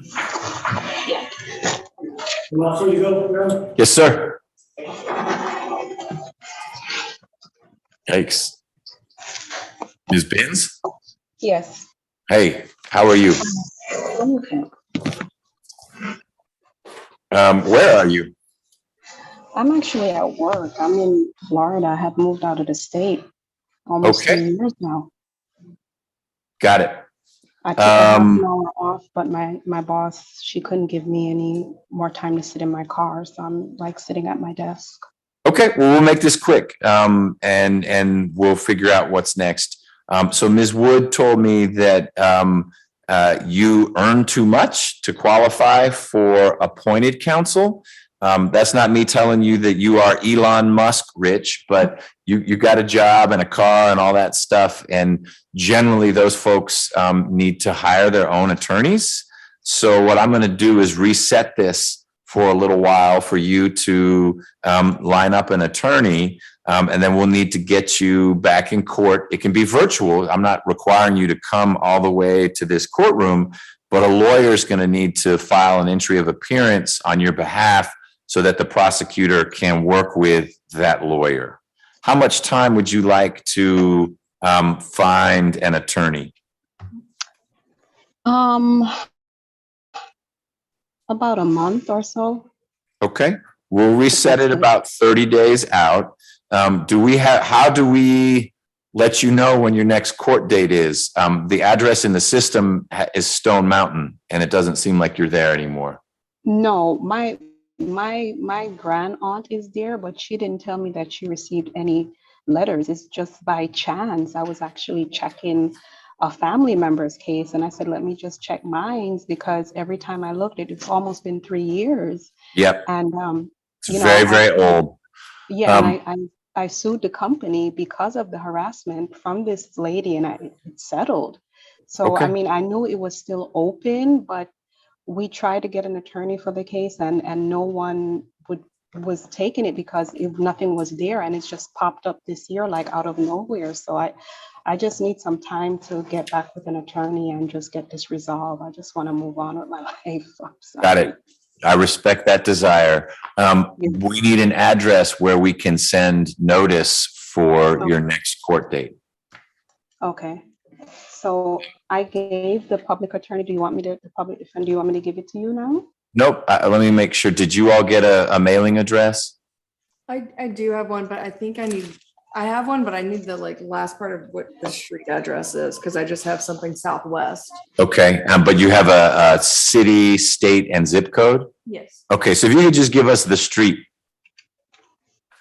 Southwest 36th Street. So it's 36th Street, Yes, sir. but you Miramar, Florida. put Southwest in front of it? Yes. Okay.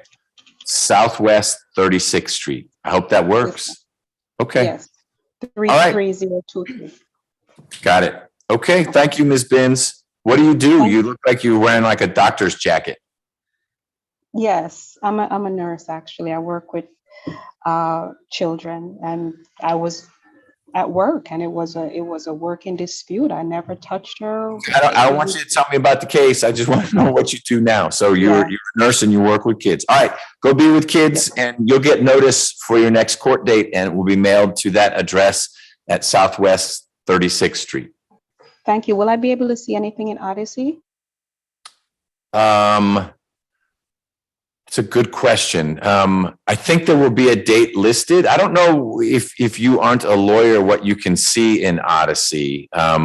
But you will certainly get something in the mail. And if you had contact information for Ms. Wood or the people you talked to from the PD's office, they can also give you that one time, that information. But the main thing would be to track down, figure out who's going to represent you. And that person will be able to keep you posted. Okay. Okay. Thank you, sir. All right. Take care. Have a good one. Bye-bye. All right. Bye. Your Honor. Two things. I would ask just for a 3-minute break. And also I sent the on position number. It sounds like Ms. Engelman was null prost long ago. Correct. I found it in there. It's already been done back in March. So Okay. I sent it to the court as well as a CC'd. Thank you. Counsel. All right. We may have goofed on that one. I don't know. Because I couldn't see in the docket. Now I can. I don't know why Mr. Bixon didn't know, but it sounds like we don't ever need to see that one again. Understood, Your Honor. Okay. Did you have something else before the break? That was it. Just a 3-minute break, and that I had sent that over to the court. That no process. Okay. Thank you. So when you get back, we will, with you and Ms. Wood and Mr. Davis, work through his revocation. Is that what's up next? Yes, Judge. Okay. I'm ready. Great. Thank you, Your Honor.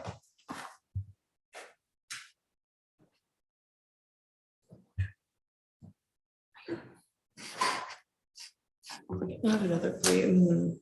So do we need, I guess Ms. Nelson can sort that, a change of address for Ms. Bins. I will get that to Ms. Nelson, Judge. Thank you.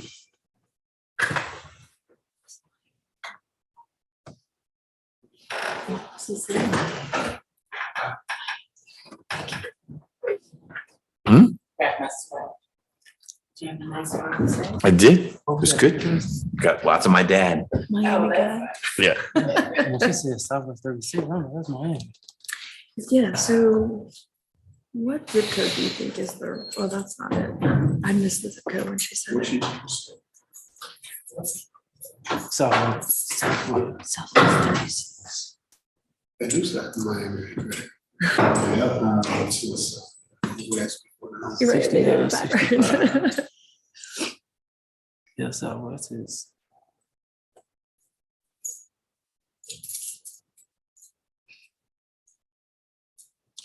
The Miramar. Let's say Miramar.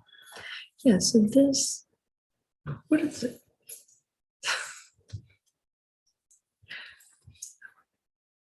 Yeah, she didn't qualify.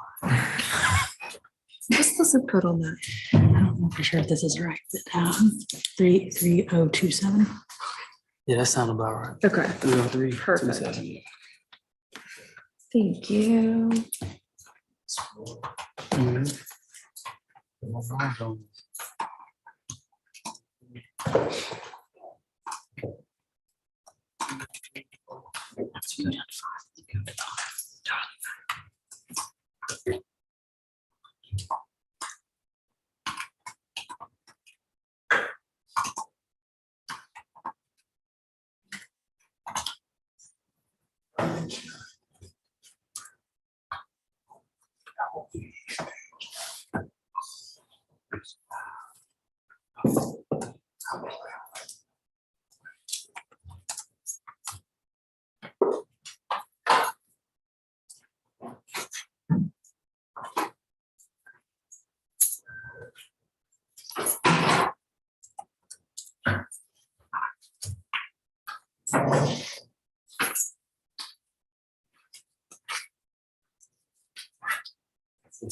Yes.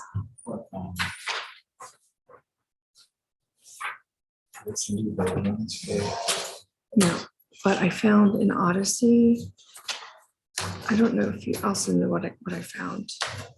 Looks like it's, let me find. I have so many different things. This one right here. So it's case out of Butts County. From 2021. Yes. So we didn't have any, I guess a lot of those W's were because these cases are ancient. A lot of those arrests were 20. Yeah. Yeah. Thank you. Unsurprisingly. Yeah, two. Yeah. That's the only thing, right? Hold on, let me check. As far as you know. Yeah. Yeah. But it should be, I mean, if they were gonna do it right, because he missed court in March. Marijuana, possession of a gun. On what they're doing. He's been in over 6 years. Yeah. Gun makes it roughly 90 days. Okay. Because he's still not going anywhere. So this case is Or still would- or would pending. they take him? I don't know because I think that he had a bond on this case. It's not showing as a hold. But it's definitely still pending according to Mr. Davis. So then he'd have to go down there, up there, or over there. I think it's down. Down there, he'd have to go down there Yes, to handle that. correct. Okay.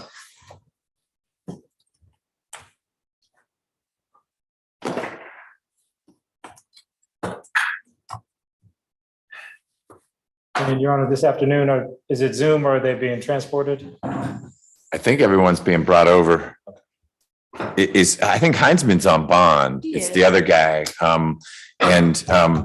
It's too bad I didn't know this. I submitted this case to be on, maybe I can get it off, to be on the consolidated criminal trial calendar with Judge Emerson. But if it's going away, I may want to pull it back. Okay.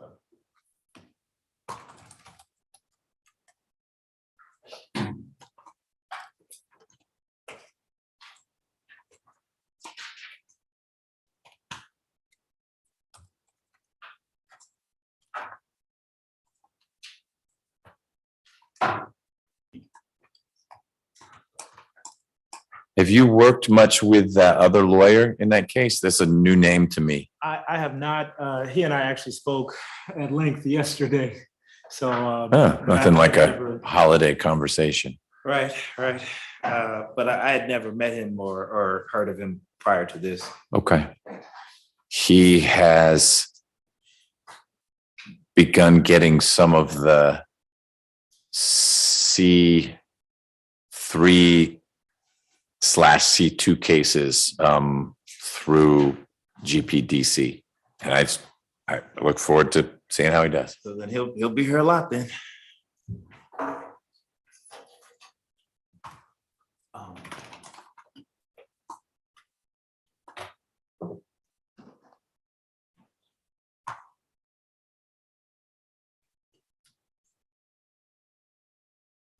All right, Ms. Wood, are we ready for Mr. Davis? Yes, Judge. Is this a contested revocation? That the allegation is something that's almost 2 years old. Has it already been resolved, the underlying charges, or what's the status? It's my understanding it's still pending, Judge. As a CP or is it in Fulton? It's in Butts County. Okay, so that's ongoing. Yes. So will this be an admission to the arrest? Yes, Judge. Okay, all right, let's bring Mr. Davis out, please.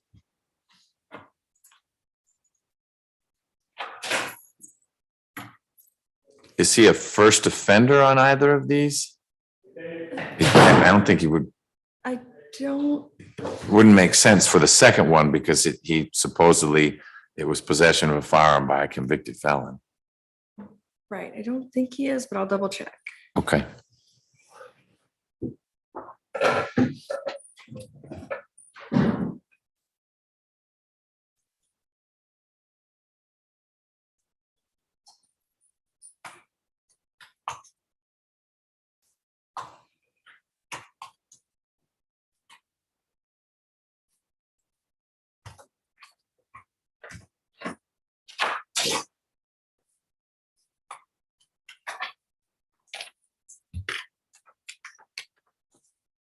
Okay, I don't think so.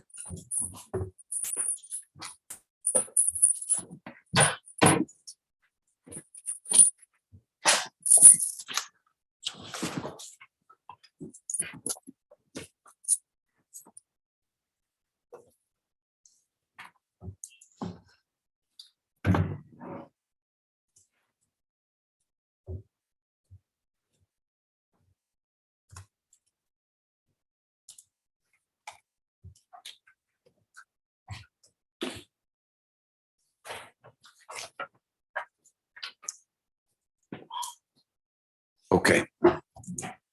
Ms. Rivers, you ready?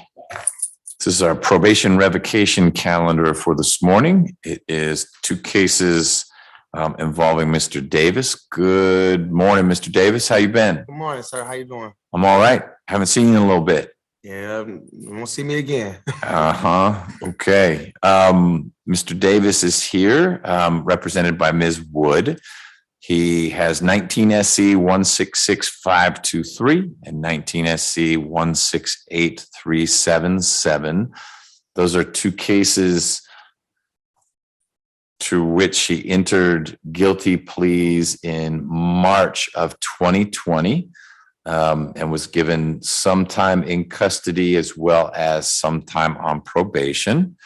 It is alleged in the probation warrant that in August, I think it's August, it could be June of 2021, either way, a couple of years ago, Mr. Davis committed new crimes, specifically possession of marijuana, having a gun, several gun offenses. So drugs and guns in Butts County, Georgia. Ms. Tucson, how are you doing?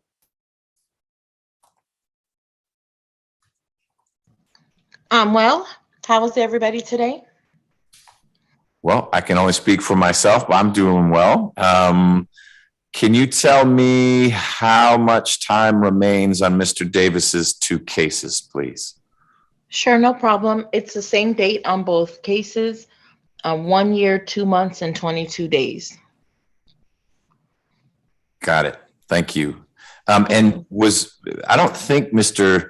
Davis was he was not sentenced as a first offender in either of these. No, Judge. Okay, thank you.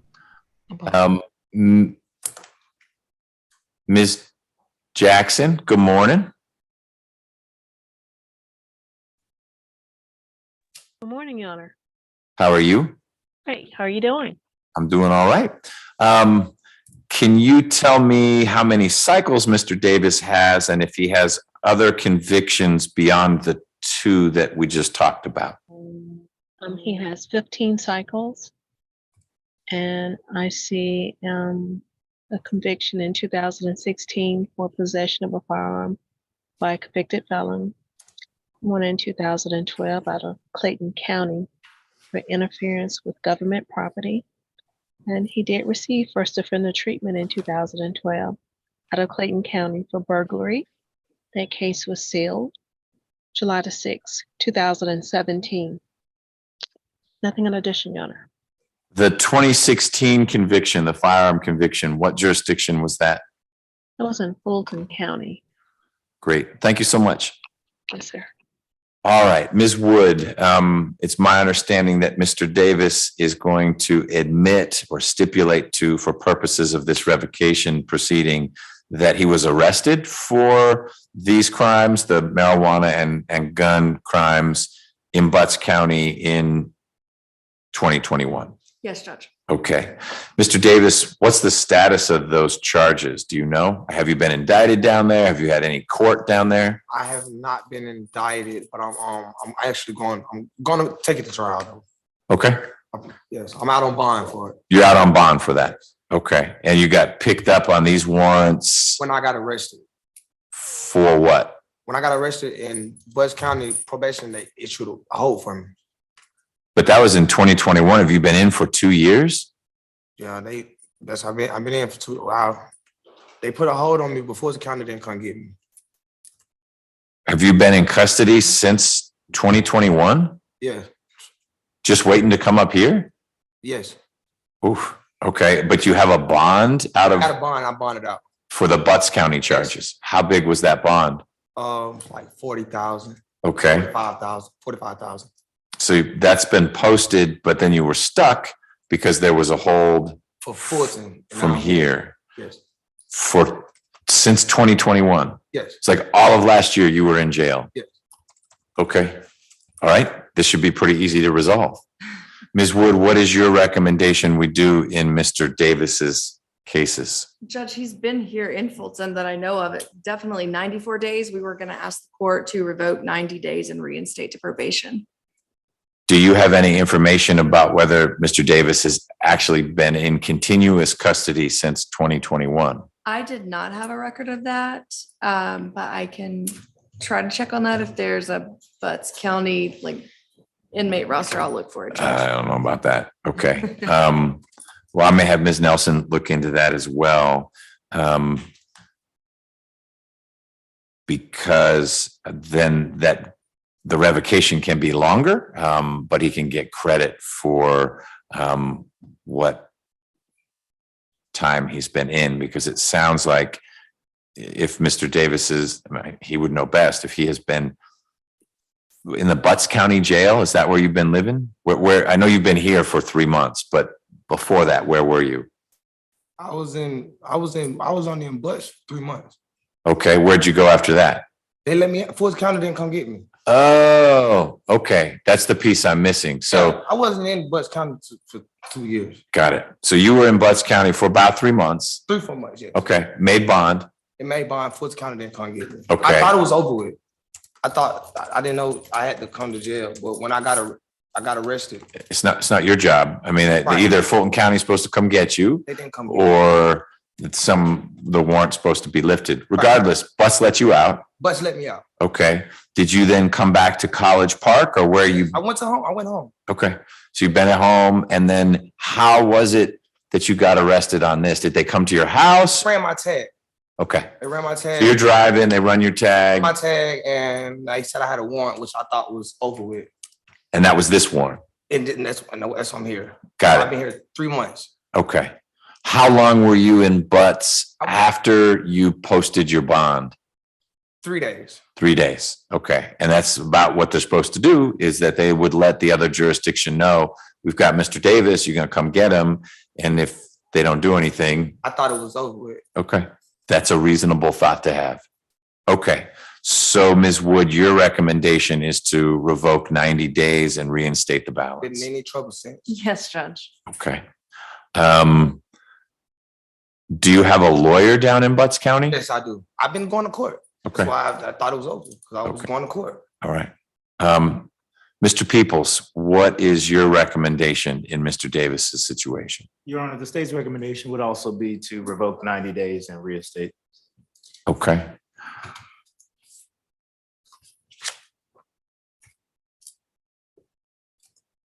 So your special conditions of probation were, you didn't have to pay fees for a little bit. Any violations, come back to me. Here we are. And then if you weren't working or back in school. I go to Strayer. Okay. I was going to Strayer when I got arrested. Okay. How long you been going to Strayer? I was in Strayer when I got arrested. I was only there for like a year. Okay. Only a year. And what are you studying at Strayer? Business associates. How much time do you have left there? Like another year. How are you paying for Strayer? Financial aid. I got my GED when I was in prison. I just went back to school. I was reporting. I was doing everything. I haven't messed up. Okay. Ms. Tucson, do you have anything in your system showing that Mr. Davis has had any issues beyond what's in this warrant? I'm going to double check to make sure there's no other revocations on file.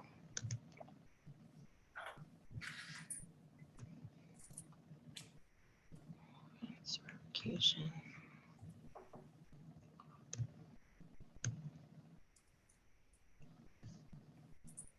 Revocation of probation.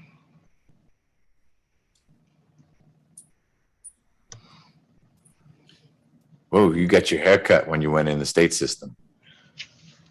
I just looked at the picture. Yeah, they shaved me.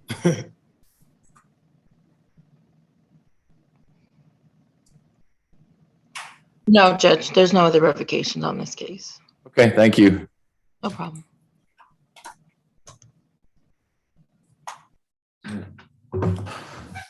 All right. So Mr. Davis, when you get out, will you be going back to Sheldon Court? Yes, sir. Who lives there besides you? My mother. Okay. And other than going to Strayer, which I appreciate it involves some. Going straight to a temp service and getting me a job. Had you been working at all over the last year or so? Yes, I actually I'm co-founder of a meat company. It's Legendary Steak Seafood, but I'm going to go. That's my side business. But I'm going to go to a temp service. I was actually going to a temp service called Flexible Staffing before I got arrested. Legendary Steak and Seafood.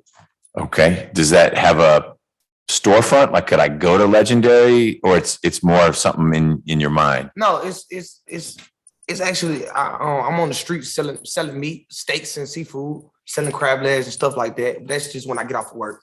Got it. When you get off of work. Yes. What would work be that I you? was working at Clorox actually, through Flexible Staffing. Okay. And doing Strayer. And doing Strayer on the side.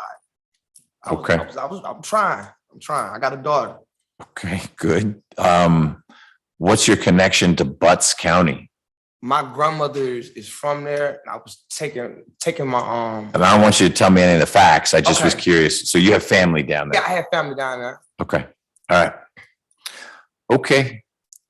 Well, Mr. Davis, I do find that you violated your probation by getting arrested down in Butts County, not all that long after you would have gotten out. How long had you been out when that happened? Like a year and a half, 2 years, almost 2 years. I got out in 2020. Okay. Or like about a year. Okay. Got arrested. But I'm not. Yeah, that would make sense. I'm not completely guilty of those charges. You're going to do what you do.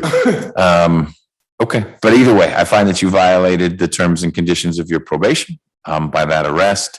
I'm going to revoke 3 months of your probation and reinstate the balance. And I will maintain all of those special conditions.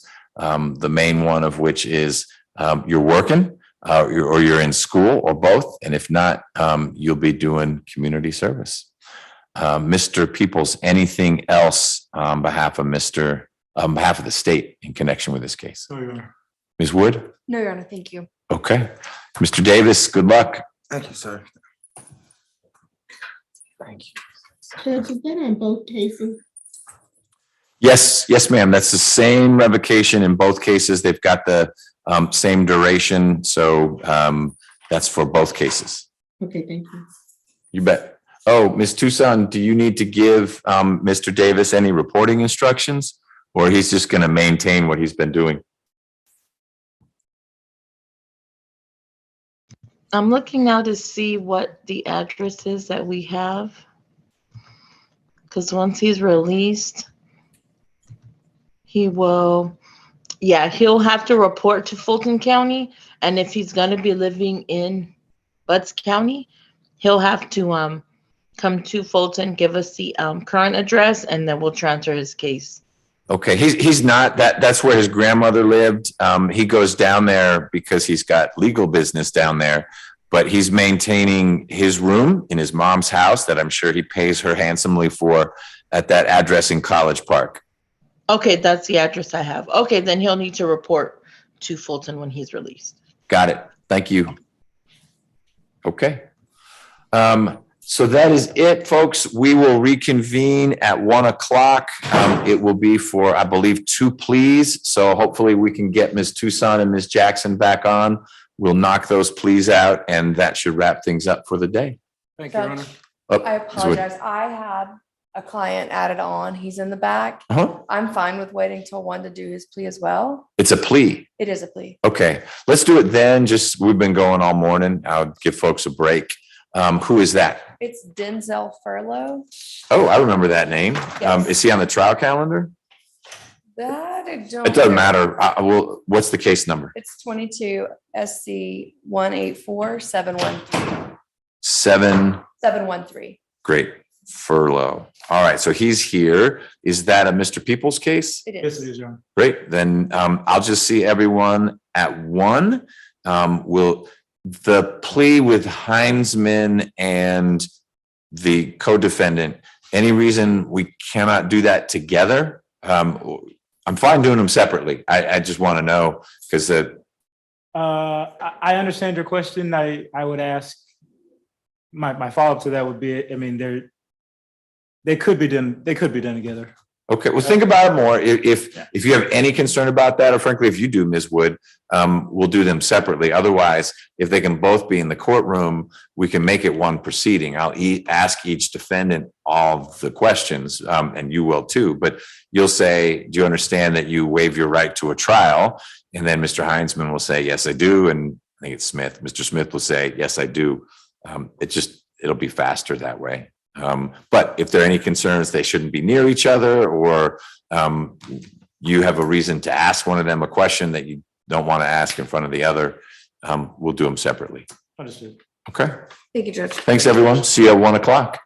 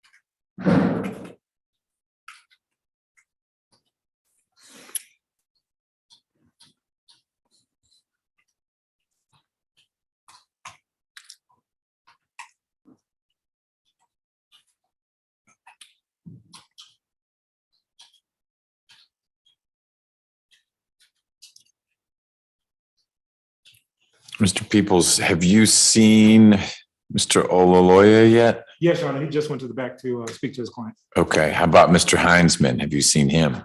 I have not. Okay, I also don't know what he looks like. But I haven't okay, seen but him. you didn't see Ms. Wood say, oh, let's go outside and talk. They're here? Okay. They can have a second.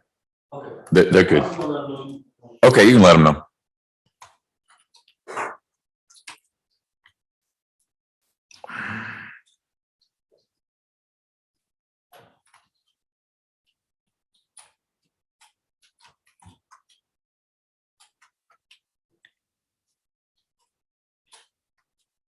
Hi, Judge. Hey, how are you? Good.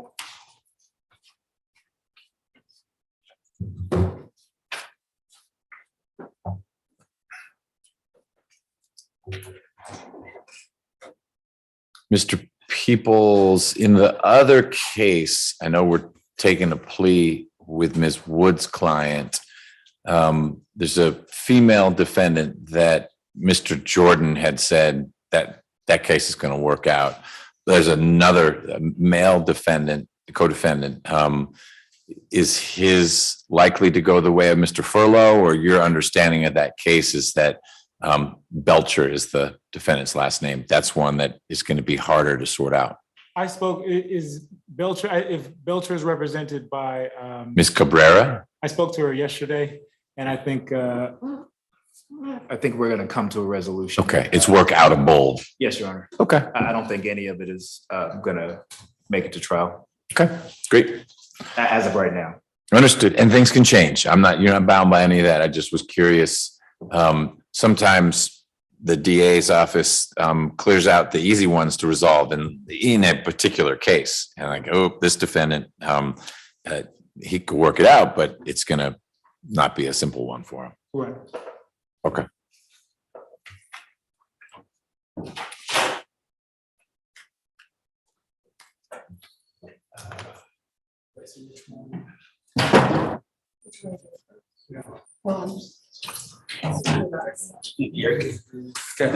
Hey, how are you?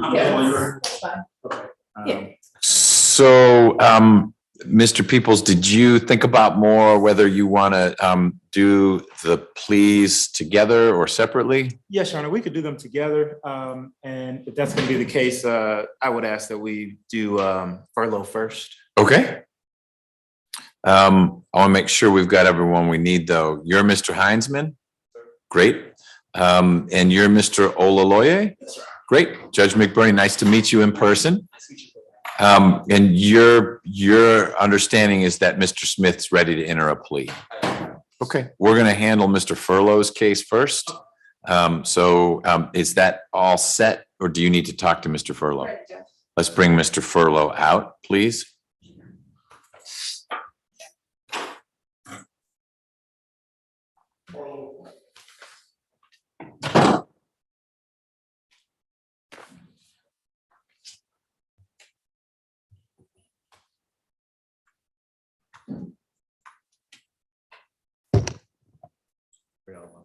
I'm gonna sit there. Oh, I'll go Right, to the I'm gonna podium. put it- And I'll go there.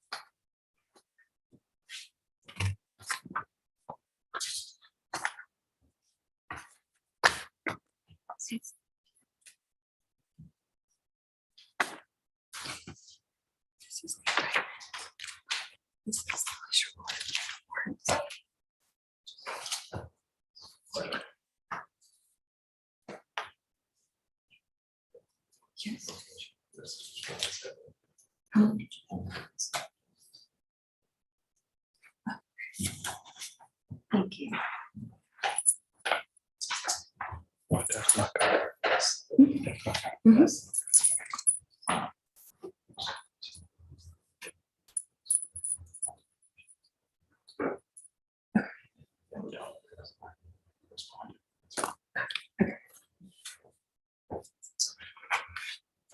Yeah, this is your copy.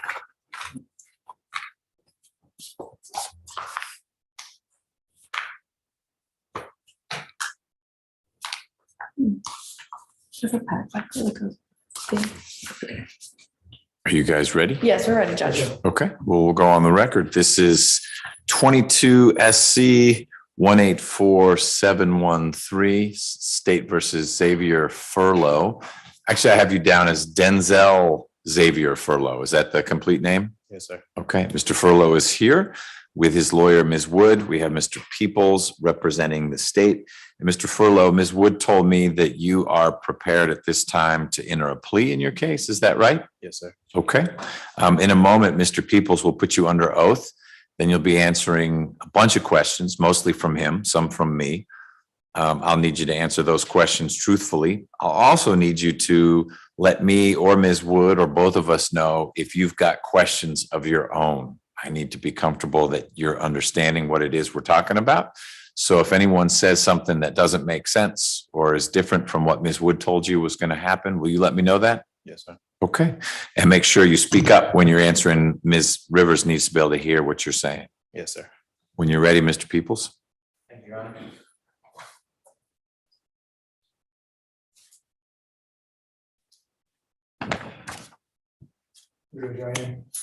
You saw before the testimony you given the proceedings before you today will be the truth, the whole truth, and nothing but the truth. Yes, sir, I do. Will you state your true, correct, and legal name? Denzel Xavier Furlow.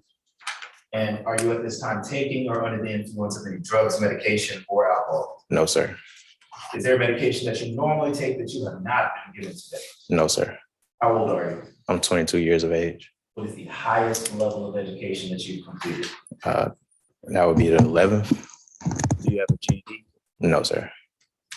Are you able to read, write, and fully understand the English language? Yes, sir, I am.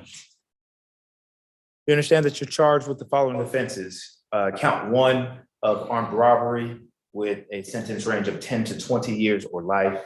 Count 2, aggravated assault with a sentence range of 1 to 20 years. And count 3, possession of a firearm during the commission of a felony, which carries a sentence of 5 years consecutive, which means it would run after. You understand that? Yes, sir. You understand that you have the right to plead either guilty or not guilty to these charges? Yes, sir. You understand that if you plead not guilty or remain silent and enter no plea at all, that you may receive a jury trial? Yes, sir. Have you had enough time to speak with your attorney about all of the facts and circumstances known to you regarding the charges in this indictment, including any potential defenses? Yes, sir, I have. You need any more time to speak with your attorney about your case? No, sir. Are you satisfied with their services? Very. Counsel, do you waive formal reading of the indictment? So waived. Do you waive any and all defects in the indictment, including any with respect to your client's name? So waived for purposes of this hearing.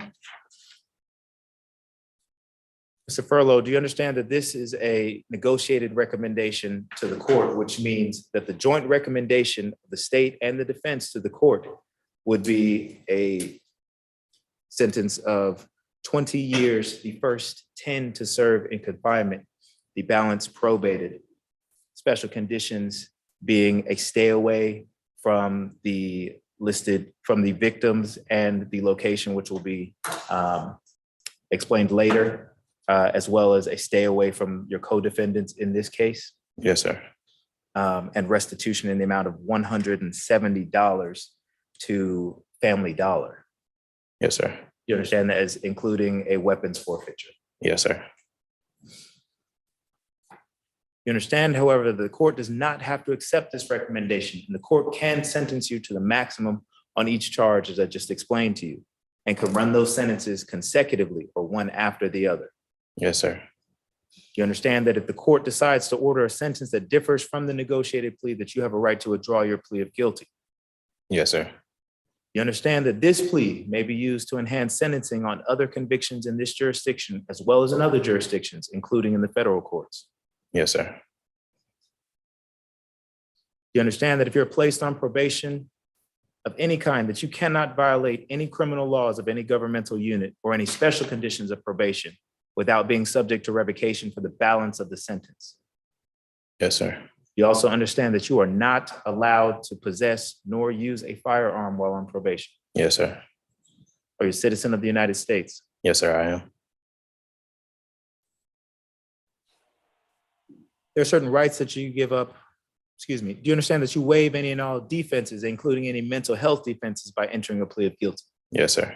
There are certain rights that you give up by entering a plea of guilty, which include the right to a trial by jury, the right to remain silent and not incriminate yourself, the right to confront the witnesses against you, the right to the assistance of counsel hired by you or to court-appointed counsel if you cannot afford an attorney at a trial of your case, the right to the presumption of innocence, the right to testify on your own behalf and to present other evidence, the right to subpoena witnesses and compel the production of evidence, the right to have the charges against you proven beyond a reasonable doubt, and the right to appeal if convicted of these charges after a trial. Understood. You understand all of these rights? Yes, sir. Has anyone used any force, threats, or promises which caused you to enter this guilty plea against your will? No, sir. Is it a decision to waive these rights and enter a guilty plea because you are in fact guilty? Yes, sir. How do you plead to the charge of count 1, armed robbery? Guilty. Count 2, aggravated assault? Guilty. And count 3, possession of a firearm during the commission of a felony? Guilty. Is this guilty plea freely and voluntarily given with full knowledge of the charges against you? Yes, sir, it is. You understand that you have only a limited right to appeal this guilty plea conviction?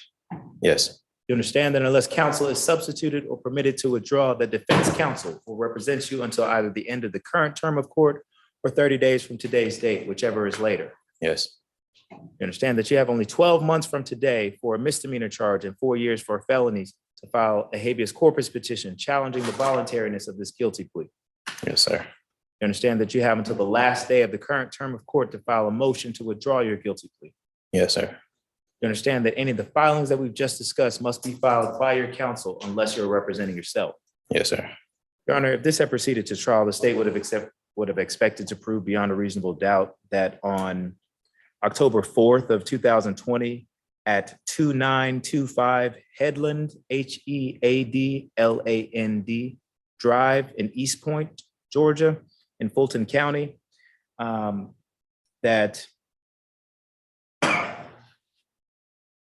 Mr. Furlow, as well as Ms. Raven Young, were arrested by East Point police officers as being identified as subject involved in the armed robbery.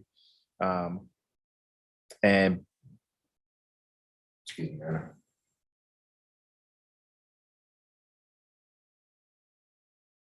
Yes, Denzel, Furlow, and Ms. Raven Young were arrested by East Point police officers and as being involved in the armed robbery that occurred on the 4th of 2020. Both parties identified the co-defendant, Mr. Dwight Belcher, as the third suspect, and he was arrested shortly thereafter on October 21st of 2020. On that incident date, the arrestees committed the commercial armed robbery by robbing the victim's store, Family Dollar, at the listed location. The cashier on scene at that time was Miss, I'll spell it, I cannot pronounce it, WANTAUNSHAE, last name Bristow, BRISTOW, who stated that Mr. Furlow pointed a handgun at her demanding money, and she handed him $170. The accused, who was later identified as Mr. Belcher, watched the store while Miss Young drove the getaway vehicle. The store manager, Miss LaShawn, LaShawn Bufford, Bufford, stated that the suspects fled the location in a 2020 black Kia Rio. And the next day,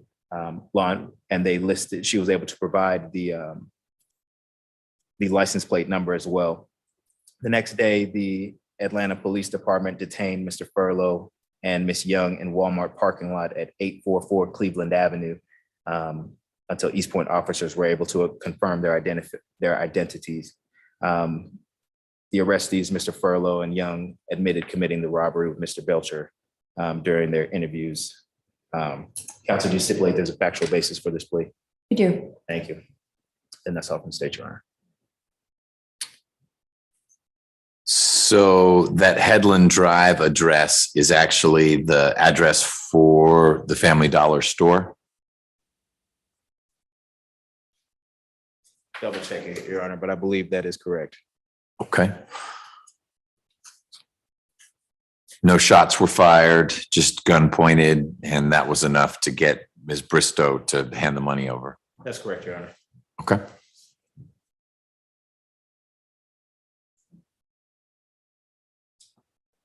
Yes, Your Honor, that's the Family Dollar. Okay. And it was just money that was taken. Correct. Thank you, sir. Ms. Jackson, good afternoon. Could you share whatever criminal history information you have on Mr. Furlow? Yes, Your Honor.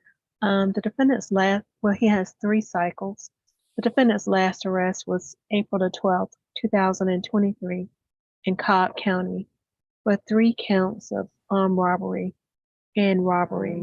There was no disposition for that arrest. He does appear to be on probation in Henry County for armed robbery and aggravated assault and possession of a firearm during commission of a felony.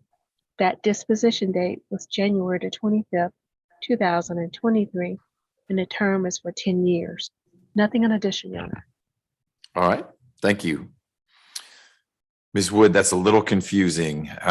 Maybe you can help me understand. Maybe Mr. Furlow and others did a few armed robberies in Metro Atlanta? Yes, Judge. Allegedly. So, yes. So he's been in continuous custody since October the 5th of 2020. Part of the delay in getting him here is that he was here for a period of time and then went to Henry County. He's resolved the case in Henry County. We will be asking or hoping that this runs concurrently to that sentence.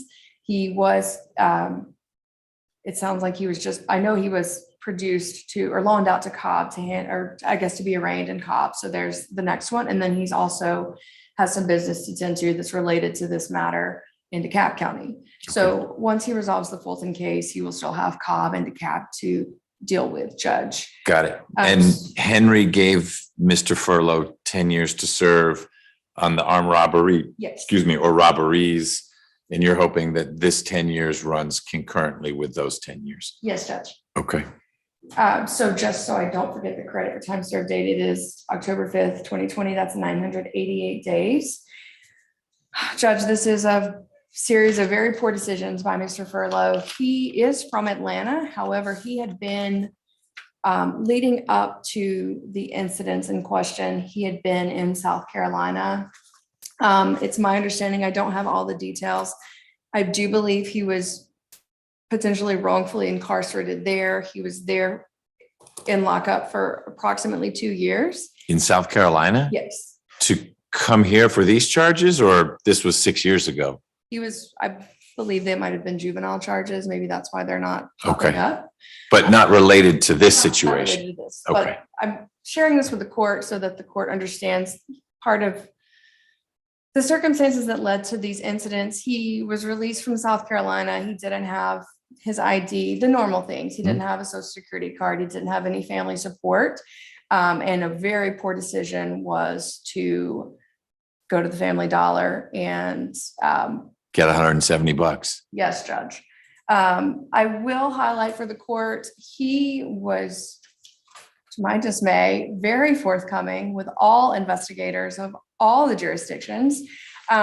He was very honest and told them everything they wanted to know. I do want to let the court know, Mr. Furlow is adamant it was a BB gun. However, we understand that doesn't truly make a difference here, as the lady at Family Dollar had no idea that it would have been a BB gun. But I share that because he's been willing since I met him to accept responsibility for this situation. He is 22 years old. He is from Atlanta. He has an 11th grade education. He's hopeful that he'll be able to complete his GED while in custody. He did have some gainful employment experience prior to this incident. He worked at Chick-fil-A, McDonald's, and also with All My Son's moving company at some point.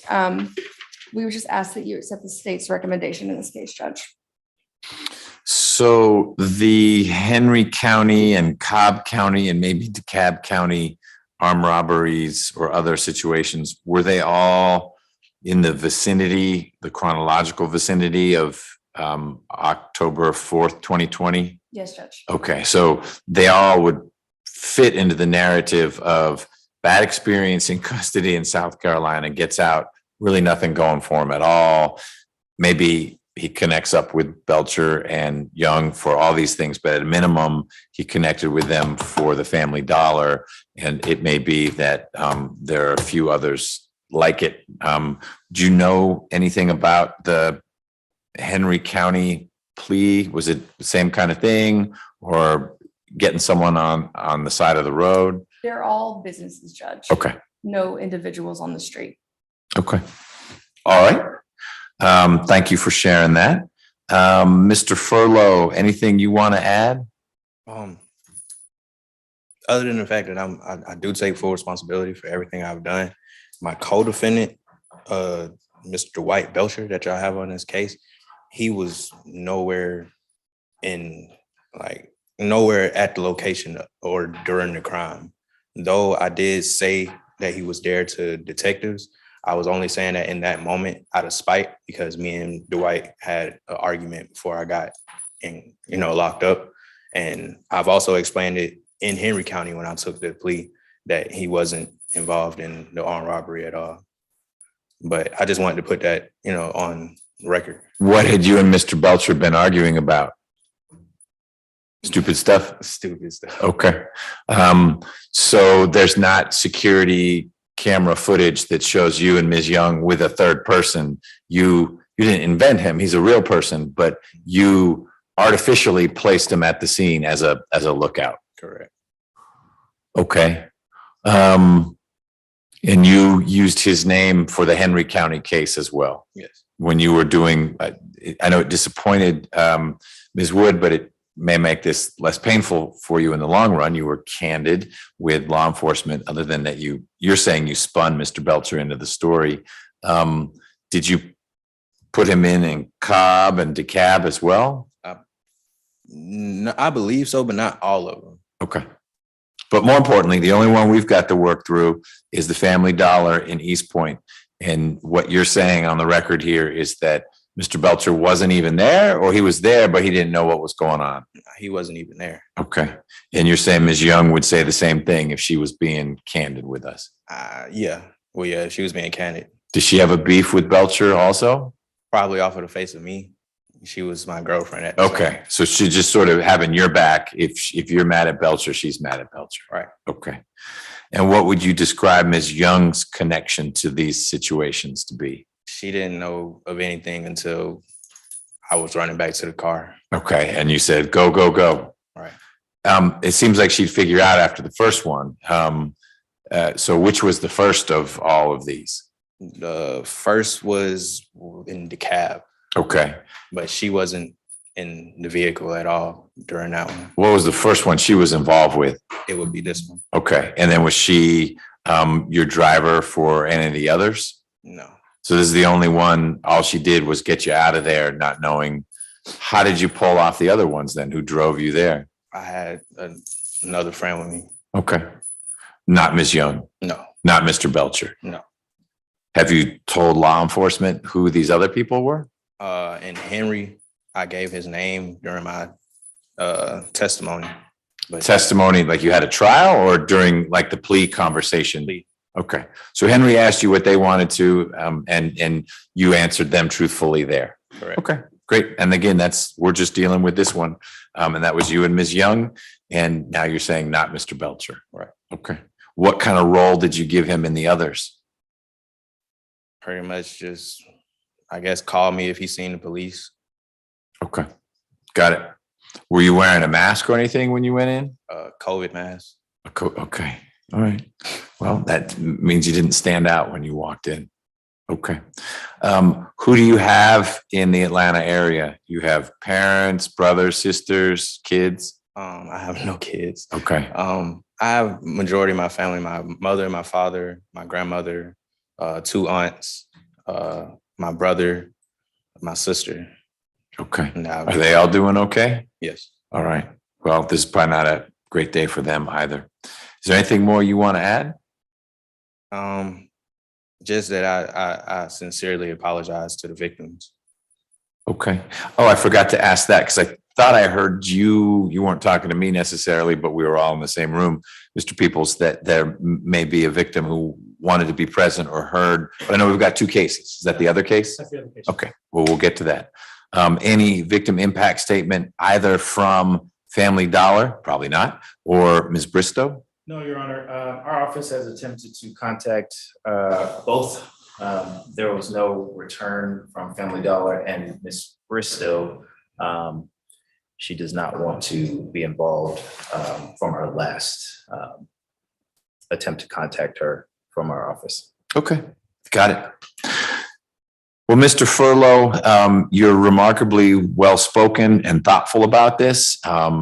I think that's a good sign for you down the road. Also, you haven't picked up new charges since you've been in. You've been in for a long time. I know you bounced around a few facilities, but one barometer that the lawyers and I use to see how's it going to be for this person later on down the road is did they keep their head down while they're in jail? Because you've got plenty of folks who've been housed with you and near you who've got their original charges, armed robbery, and then they pick up fighting, inciting a riot, arson, because they haven't figured out how they're going to do things differently, and they're doing things the same way. So I hope that's a good sign for you. You're very young, and it sounds like the later part of your childhood was a wreck because you were stuck in South Carolina in custody for far too long. I don't know any of the facts or circumstances of that, other than that's got to have been a setback.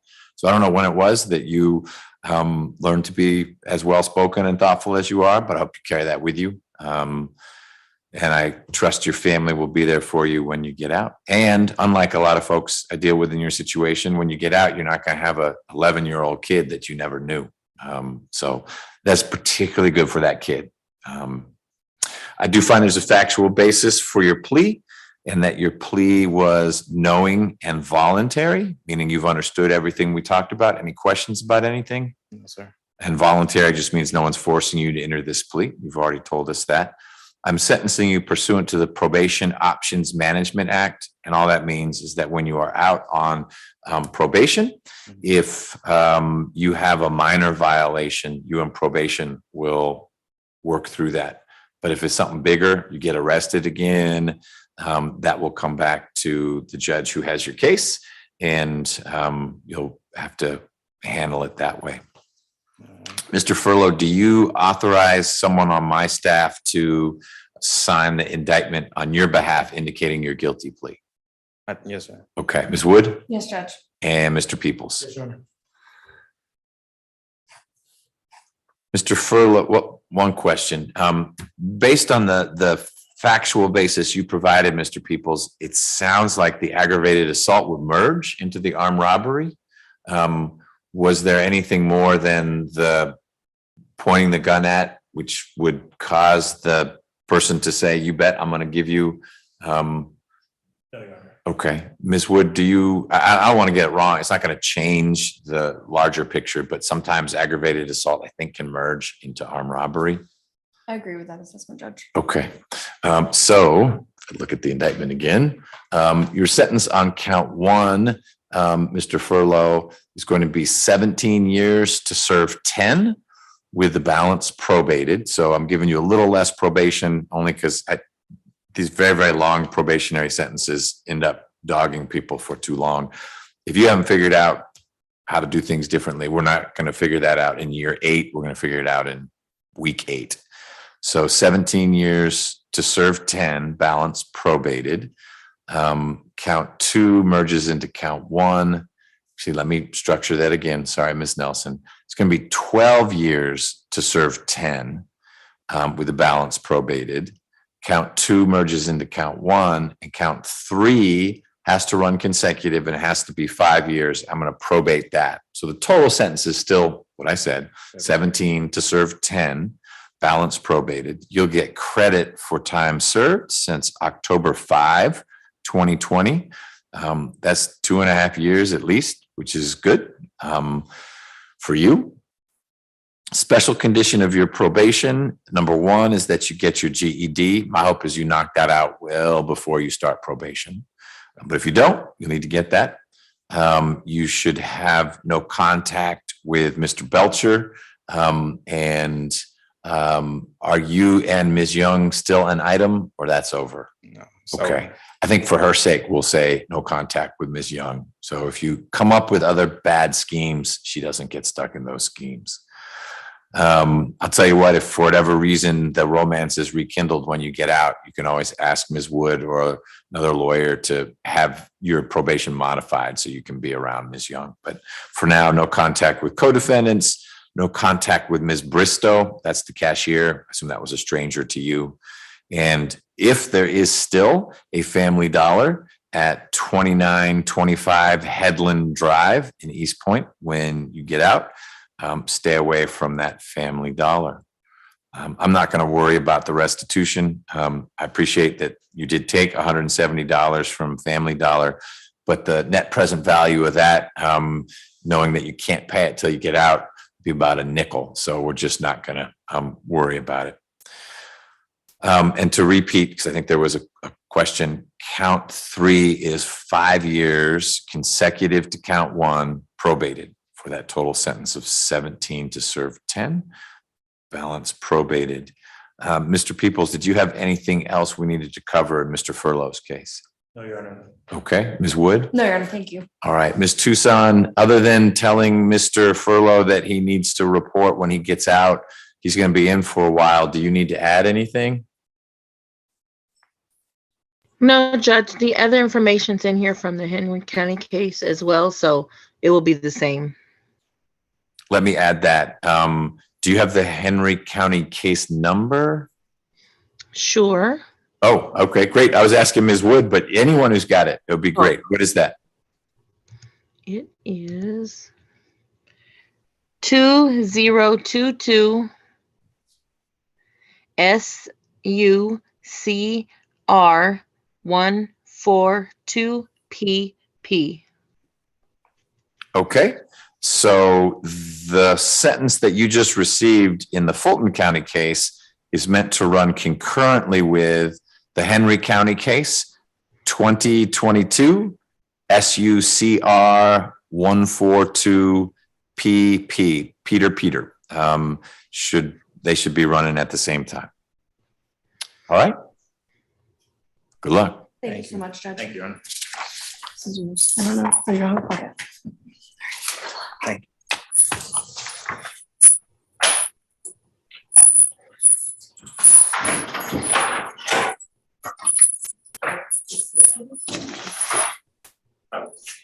Okay. Thank you.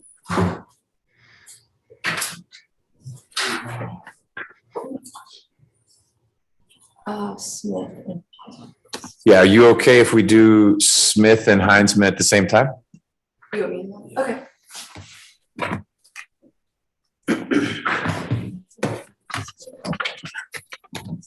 Front and center. Stand. Well, you get yours. Okay. Smith, Bryce Smith out. Could you speak? Okay. Please. Yes.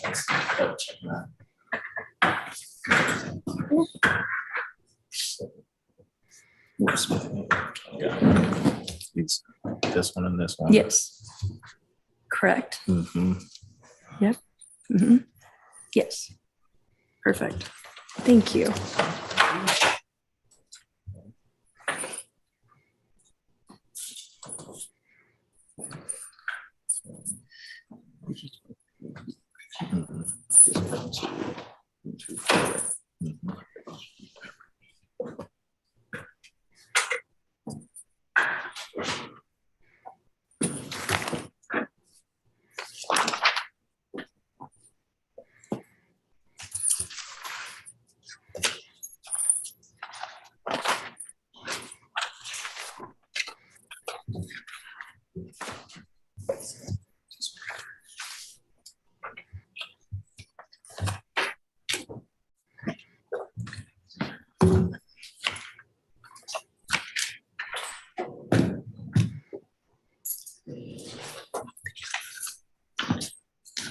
And Your Honor, if I may, before we begin, if I could just try to touch bases with the victim. He said that he would log in, but I'll just try to give him a call as well. This is Mr. Daniels? Yes, Your Honor. Sure.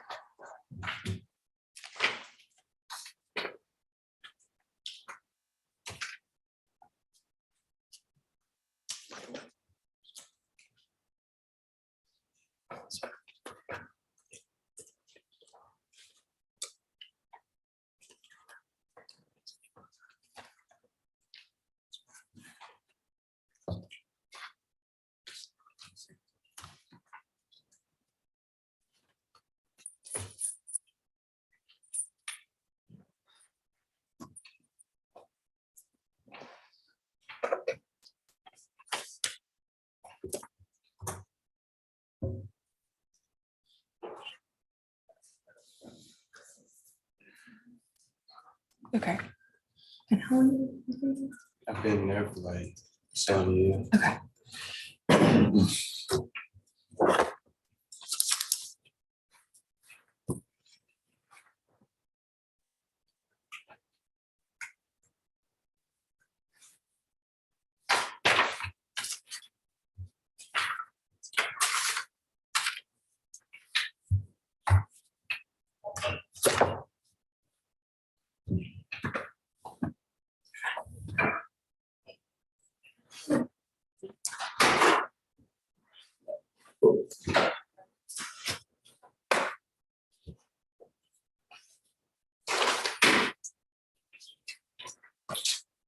Mr. Peoples, you ready? Yes, Your Honor. Great. We'll go on the record in 21 SC 179330, State versus Kevin Heinzman and DeAndre Smith. Mr. Heinzman is represented by Ms. Wood, who is seated next to him. And Mr. Smith is represented by Mr. Olaloye, who is seated next to him. We've got and Mr. Peoples is here for the state. 3 lawyers, 2 defendants. Mr. Heinzman and Mr. Smith, your lawyers have told me that you all are prepared to enter pleas in your case. So we're going to go forward with that at the same time. Some of this is generalized, meaning there's some basic questions that apply to both of you. And then there's obviously individualized. You're 2 different people. You may be getting 2 different recommendations from the state, and I got to sentence you individually, but I can take the plea collectively with you both here. In a moment, Mr. Peoples will put both of you under oath, and he's going to ask you both a series of questions. When he does, he'll ask the question, and then he's going to say, Mr. Heinzman, and then you answer the question, whatever your answer is. Yes, no, I agree. And then he's going to ask Mr. Smith, and you do the same, whatever your answer is. If either of you at any point needs to speak with your lawyer, we can make sure that happens privately. So Mr. Heinzman, you and Ms. Wood could step outside, and Mr. Smith, you and Mr. Olaloye could just go right back into lockup. But if you need to speak privately with your lawyer, let me know. It's fine for you to lean over and whisper. But if it needs to be more extensive than that, I'm going to rely on you to tell me. I can't read your mind. So I'll need to know if there's something that you need to cover with your lawyer. Mr. Heinzman, will you do that? Sir. And Mr. Smith? Yes, sir. Great. And Mr. Smith, make sure you speak up so that Ms. Rivers can hear you. There's sort of a monitor in between the 2 of you, and to make sure she can take down everything that is said. With that, when you're ready, Mr. Peoples. Thank you, Your Honor. Just for clarity, I'll start with Mr. Heinzman first and then go to Mr. Smith. Will you both raise your right hand? You solemnly swear that the testimony you'll give in the proceedings before you today will be the truth, the whole truth, and nothing but the truth? Mr. Heinzman? Yes, sir. Mr. Smith? Yes, sir. Thank you. You can lower your hand. Will you state your true, correct, and legal name, Mr. Heinzman? It's Keevan Heisman. It's Keevan Samquavius Heisman. Can you spell it for the record? It's KEEVENSAMQUAVIOUSHINDSMAN. And Mr. Smith? DeAndre Smith. And can you spell it for the record? DEANDRESMITH. Are you at this time taking or under the influence of any drugs, medication, or alcohol? Mr. Heinzman? No, sir. Mr. Smith? No, sir. Is there a medication that you normally take that you have not been given today? Mr. Heinzman? No, sir. Mr. Smith? No, sir. How old are you, Mr. Heinzman? 20. Mr. Smith? 24. And what is the highest level of education that you've completed? I have a high school diploma. And Mr. Smith? 12th grade. Did you complete 12th grade? No, No. Do you have your GED, Mr. Smith? no, sir. I was finna get back in school before I got incarcerated. Okay. Are you able to read, write, and fully understand the English language? Mr. Heinzman? Yes, sir. Mr. Smith? Yes, sir. Do you understand that you are charged with the following offenses? Count 1, armed robbery with a sentence range of 10 to 20 years or life. Count 2, aggravated assault with a deadly weapon, which carries a sentence range of 1 to 20 years. Count 3, hijacking a motor vehicle in the first degree, which carries a sentence range of 10 to 20 years. Count 4, possession of a firearm during the commission of a felony, which carries a sentence of 5 years consecutive. And count 5, misdemeanor willful obstruction of law enforcement officers, which carries a sentence range of 1 day up to 12 months. Mr. Heinzman? Yes, sir. And Mr. Smith? Yes, sir. Do you understand that you have the right to plead either guilty or not guilty to these charges? Yes, sir. Mr. Smith? Yes, sir. Do you understand that if you plead not guilty or remain silent and enter no plea at all, that you may receive a jury trial? Mr. Heinzman? Yes, sir. Mr. Smith? Yes. Have you had enough time to speak with your attorney about all of the facts and circumstances known to you regarding the charges in this indictment, including any potential defenses? Mr. Heinzman? Yes, sir. Mr. Smith? Yes. Are you satisfied with their services? Yes, sir. Mr. Smith? Yes. Do you need any more time to discuss this case with your attorney? Mr. Heinzman? No, sir. Mr. Smith? No. Counsels, do you waive formal reading of the indictment? Yes. I do. I do.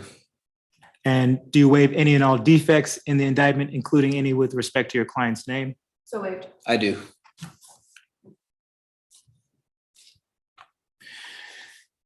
Do you both understand that this is a negotiated plea of guilty, which means that this is a joint recommendation of the state and the defense to the court, which would be a sentence of, Your Honor, I'll start with Mr. Heinzman.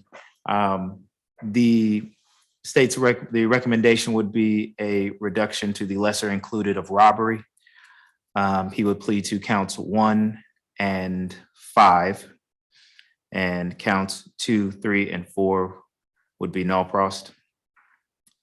The recommendation would be 8 years of probation, completion of an anger management course, weapons forfeiture, a stay away from the victim as well as the co-defendant, and completion of 50 hours of community service. In the case of Mr. Smith, the recommendation would be that Mr. Smith would plead to counts 1, 2, and 4.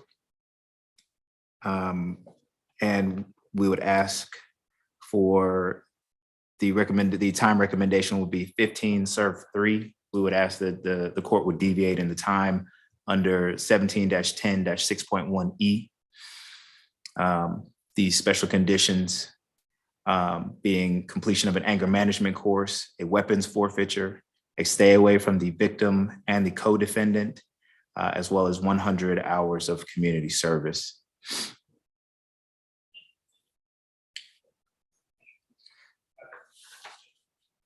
Do you understand, however, that the court does not have to accept these recommendations, and the court can sentence you to the maximum on each charge and run these sentences consecutively or one after the other?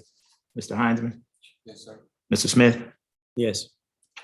You understand that if the court decides to order a sentence that differs from the negotiated plea, that you have a right to withdraw your plea of guilty?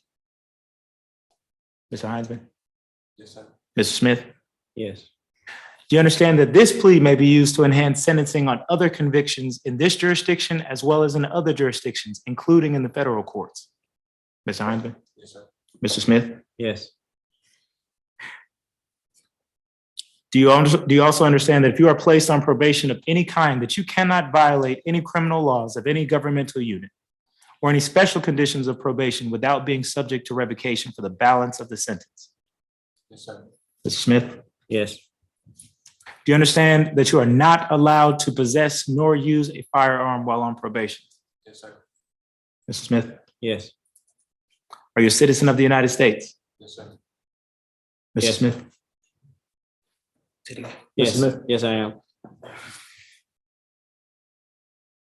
Do you understand that you waive any and all defenses, including any mental health defenses, by entering a plea of guilty? Yes, sir. Mr. Smith? I'm sorry, he was talking. Oh, sorry. Yes. I'm sorry. Do you need to hear the question again? Yes, yes, I do. Do you understand that you waive any and all defenses, including any mental health defenses, by entering a plea of guilty today? Yes.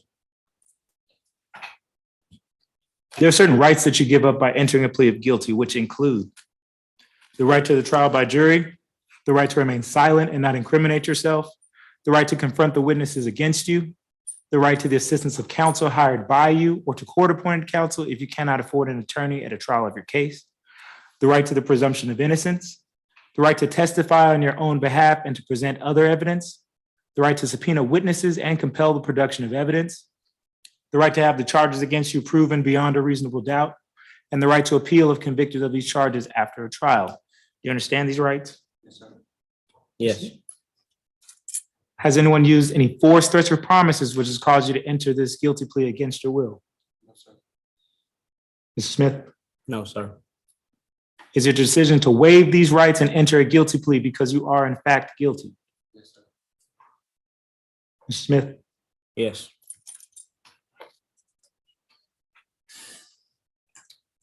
Mr. Heinzman, how do you plead to the charge of robbery Guilty.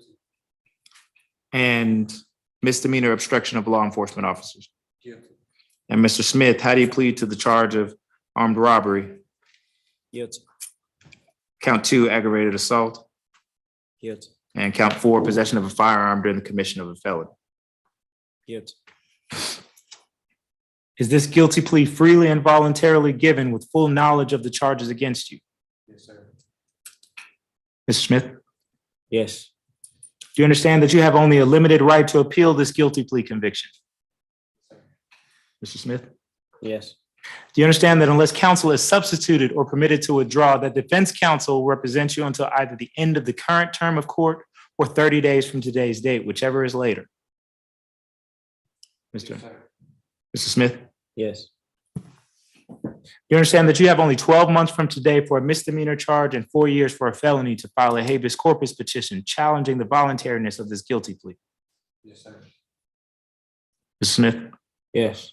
do you understand that you have until the last day of the current term of court to file a motion to withdraw your guilty plea? Yes, sir. Mr. Smith, Yes. do you understand that in the filings that we've just discussed must be filed by your counsel unless you're representing yourself? Yes, sir. Mr. Smith, Yes. Your Honor, if this had proceeded to trial, the state would have expected to prove beyond a reasonable doubt that on September 17th of 2020, law enforcement was dispatched to 246 Rosser Street, Rosser, in Fulton County on a carjacking call. Once at the location, they spoke to the victim, Mr. Bleeker Daniels, Bleeker, Bleaker, Daniels, common spelling, who stated that while working as a delivery person, he was carjacked at the location, and his vehicle being a 2017 black Nissan Altima. Mr. Daniels said that as he was approaching the location to make a delivery, he saw several males standing in front of 254 Rosser Street. He said that he went up to the porch of the location to drop off his delivery, and when he turned to get more items from his vehicle, he saw that there was an individual inside, had jumped into his vehicle. Mr. Daniels stated that he shouted, "Hey, what are you doing?" And he stated that Mr. Smith pointed a firearm at him and stated, "Give me the keys." Mr. Daniels said that Mr. Smith was in the car door and Mr. Hindman was off to the side.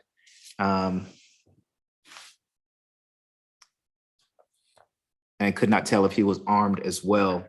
Mr. Daniels stated that he gave Mr. Smith the keys without incident, and both of the individuals fled in the vehicle. Mr. Daniels stated that he was not injured at that time.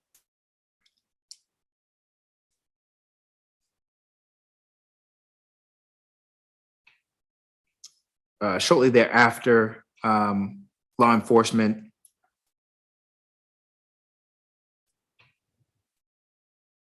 were tracking the vehicle, and they spotted the vehicle shortly after. The arrestees refused to pull the vehicle over before they backed into a backed the vehicle at 129 Parsons Place and fled the location and area on foot. They were apprehended and detained, and upon doing a drive-by with Mr. Heinzman and Mr. Daniels was able to identify both of the individuals. Counsels, do you stipulate there's a factual basis for these pleas? We do. I do. That's all from the state, Your Honor. Before defense picks up, I would just like to say I don't see Mr. Daniels. I've sent him several emails today, and I spoke with him extensively through last week. And he is aware of this plea, and his thoughts, if I may share, are that the reason for the difference in the recommendations is that Mr. Daniels was extremely forgiving of both of these individuals. His words to me were, "I do not want to send young Black men to jail." He stated that he wanted them to get some help. He did not want to see them go to prison for the rest of their lives. As Your Honor knows, we do not often find victims who are that forgiving, especially in this instance. And that is partially also along with the non-existent juvenile history of both of the defendants, because they were very young at the time for these recommendations. And again, Your Honor, I provided the Zoom link for Mr. Daniels today. I thought that he would have sent a statement, but he has not done so. But I just would like to have communicated that to the court. Okay, well, I appreciate you sharing his sentiments.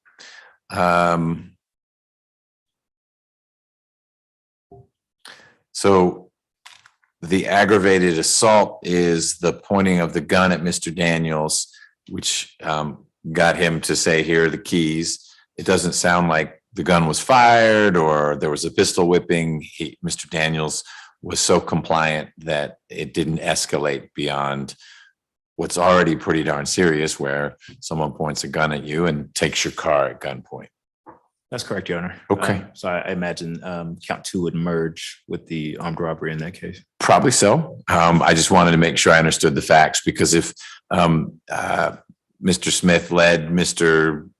Daniels around for a while at gunpoint, then there may be a separate crime of aggravated assault, but it sounds like that would merge as a matter of fact. I've since looked it up since the Furlow case. It doesn't merge as a matter of law, like certain things would. Aggravated assault into a murder But it can merge as a matter of fact if the facts are that there's not a separate aggravated assault. And it sounds like they were one and the same. Give me your keys or give me the car, whatever it was. Mr. Daniels complies. And there we go. Okay, thank you. Thank you, Your Honor. Ms. Jackson, good afternoon. Can you share with me what criminal history information you have first for Mr. Heinzman? Mr. Hines does not have any criminal history, no priors on Mr. Hines, Your Honor. Okay. How about for Mr. Smith? If I could just have just a moment, I want to make sure I have the right Mr. Smith, Your Honor. And I Sure. apologize to the. No, that's okay. Do you need a date of birth or anything? Or Yes, that will help. Mr. Smith, what's your date of birth? 12/19/1998. Did you get that? Yes, Okay, if I could have just a moment, please, Your Honor. sure.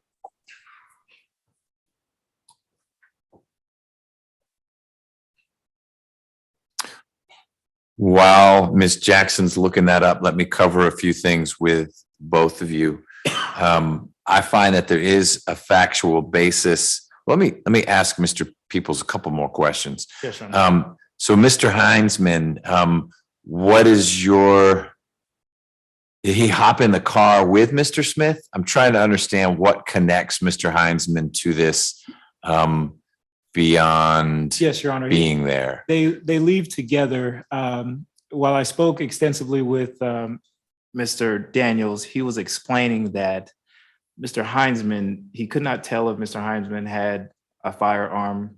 However, he said that it looked like Mr. Heinzman wanted to run away, and it looked like he made the wrong choice and left with Mr. Smith. Okay. And was Mr. Daniels delivering something that either of these two had ordered? In other words, that's how they got him to show up? No, Your Honor. My understanding is that he was working as one of those food delivery, like Uber Eats or DoorDash. I can't recall. But there's no indication that they lured him there. Okay. All right. Well, why don't you start, Ms. Wood, with what you want to share about your client, and then we'll loop Ms. Jackson in. She's going to be talking about Mr. Smith anyway, so let's talk about Mr. Smith. Yes, Judge, thank you. I feel like if ever there were a case of someone being in the wrong place, the wrong time with the wrong people and making the wrong decision, this would be a great one. Mr. Heinzman is currently 20 years old. He would have been 18 or maybe even 17 at the time of this incident. As Mr. People stated, the victim on the body camera is very calm and well-spoken and would have been very sympathetic on the stand. He was very clear. He actually said at one point on the camera that he had a weapon on him, but he didn't use it because, quote, it was just a car and those were somebody's kids. And he even stated at one point that Mr. Heinzman reminded him of his own child. We ask that you accept the state's recommendation as is. Mr. Heinzman has no criminal history for the entire time that I've been working with him, which is right at 2 years. He's probably been one of my best clients. He has never missed an appointment. He's always followed up on his cases. He's been on an ankle monitor since he was released in December 2020. Every time, and I've modified his bond a couple of times, but every time I've checked in with pretrial services and ANA ankle monitoring, they have no issues with him. He's always been compliant, and I think that says something about him and his character, Judge. I also want to point out he has been gainfully employed the entire time I represented him, and even before that, he works actually 2 jobs now. He continues to work at Kima, that's KYMA, which is a restaurant in Buckhead, and he also works at Wendy's now. He juggled those jobs, and he was also able to finish his high school diploma, which also is an impressive feat in my opinion. He currently lives with his sister. His father is here today. I'm not sure. I saw him. He was here. Yes, he's been at every other court date in my office. He's very supportive. His grandmother has also been to court a couple of times. He served 96 days on this case, so we would ask for that credit. He was in from September 18th of 2020 to December 22nd of 2020. Finally, Judge, I am asking for first offender treatment for Mr. Heinzman. We went over the pros and cons. I think he's a perfect candidate for that. And we would also ask if the court is inclined to set a behavioral incentive date for Mr. Heinzman.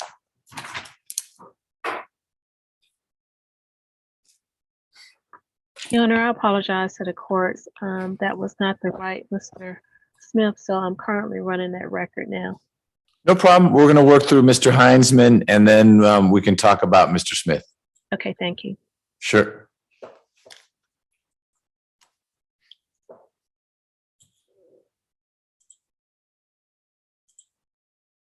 $96 days. Okay. Mr. Heinzman, anything you want to add? No, sir.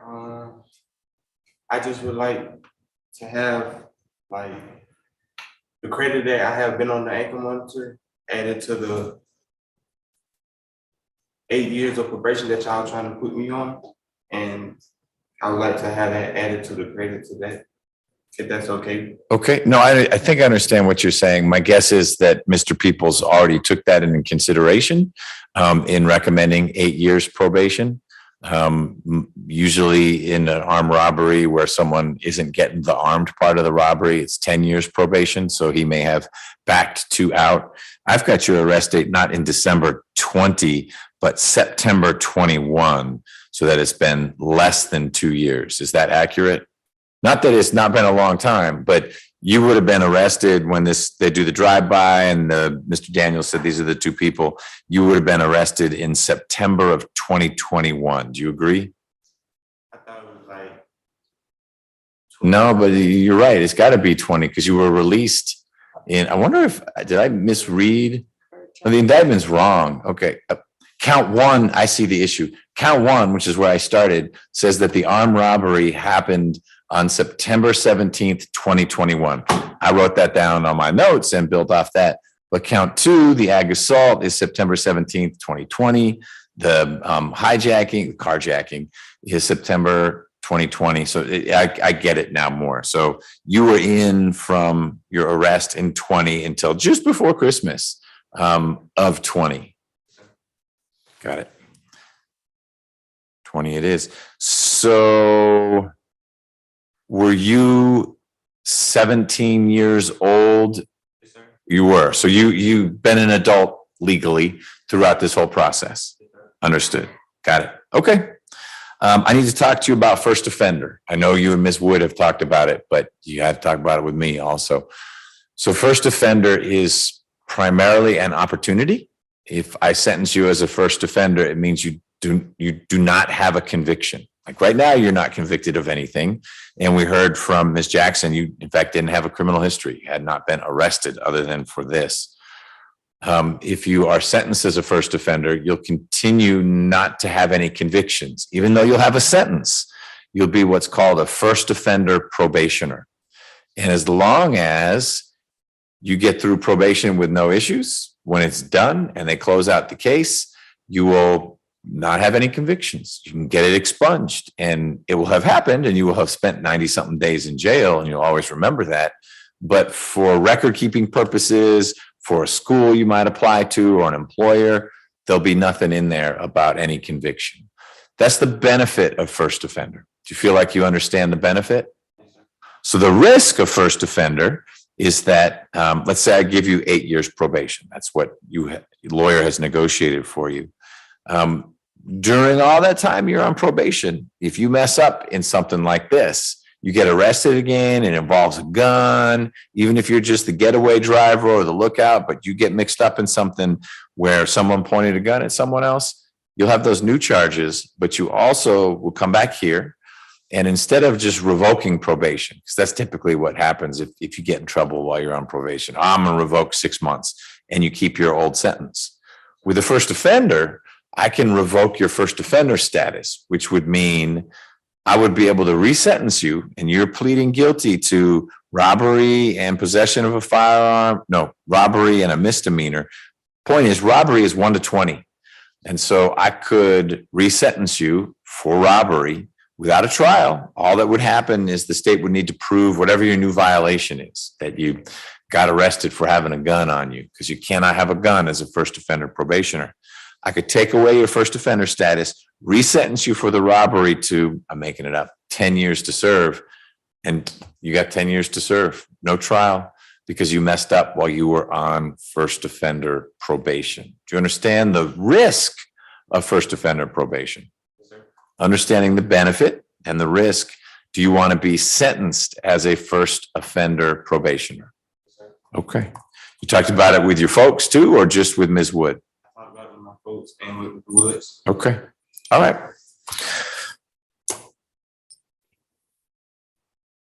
Mr. Heinzman, do you authorize my staff to sign the indictment on your behalf indicating your first offender plea to robbery and obstruction?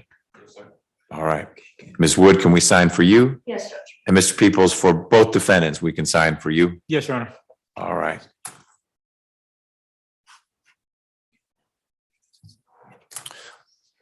Ms. Jackson, any luck yet? Yes, Sean, I just need a few more, just about a minute. I'm going Okay. through the record now. Are you able to tell me just up front how many cycles Mr. Smith had? Mr. Smith has, let me just look at this. He has a total of 9 cycles. There are 8 out of Georgia, and there's 1 out of Tennessee. That last arrest was April the 14th, 2020, out of Chattanooga, Tennessee, for aggravated domestic assault. There's no disposition for that arrest. I do see misdemeanor conviction in a sentence. In 2017, there was a misdemeanor theft by shoplifting.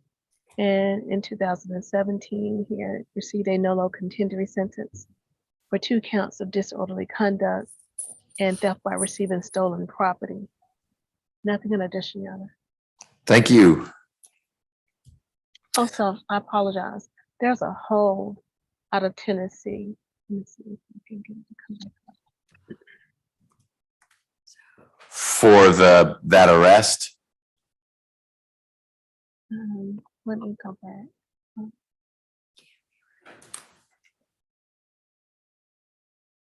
And I can tell you exactly what it says. There's a hold out of Chattanooga, Tennessee. It probably is in reference. It says assault. The date on that warrant was September the 22nd, 2020. For like 6 months. Okay. In addition, Your Honor. Thank you so much.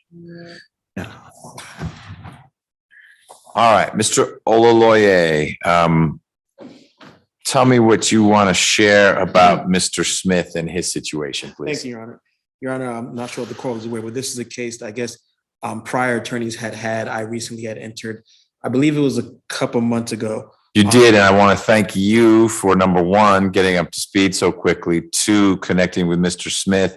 Through no fault of Mr. Smith's, his case has ping-ponged from lawyer to lawyer to lawyer, and then he unluckily got Mr. Johnson as his final conflict defender, who then was consumed by the YSL trial for many months. And so we, the court system, have been working mightily to line someone up through either GPDC or some resources that we were bringing to bear.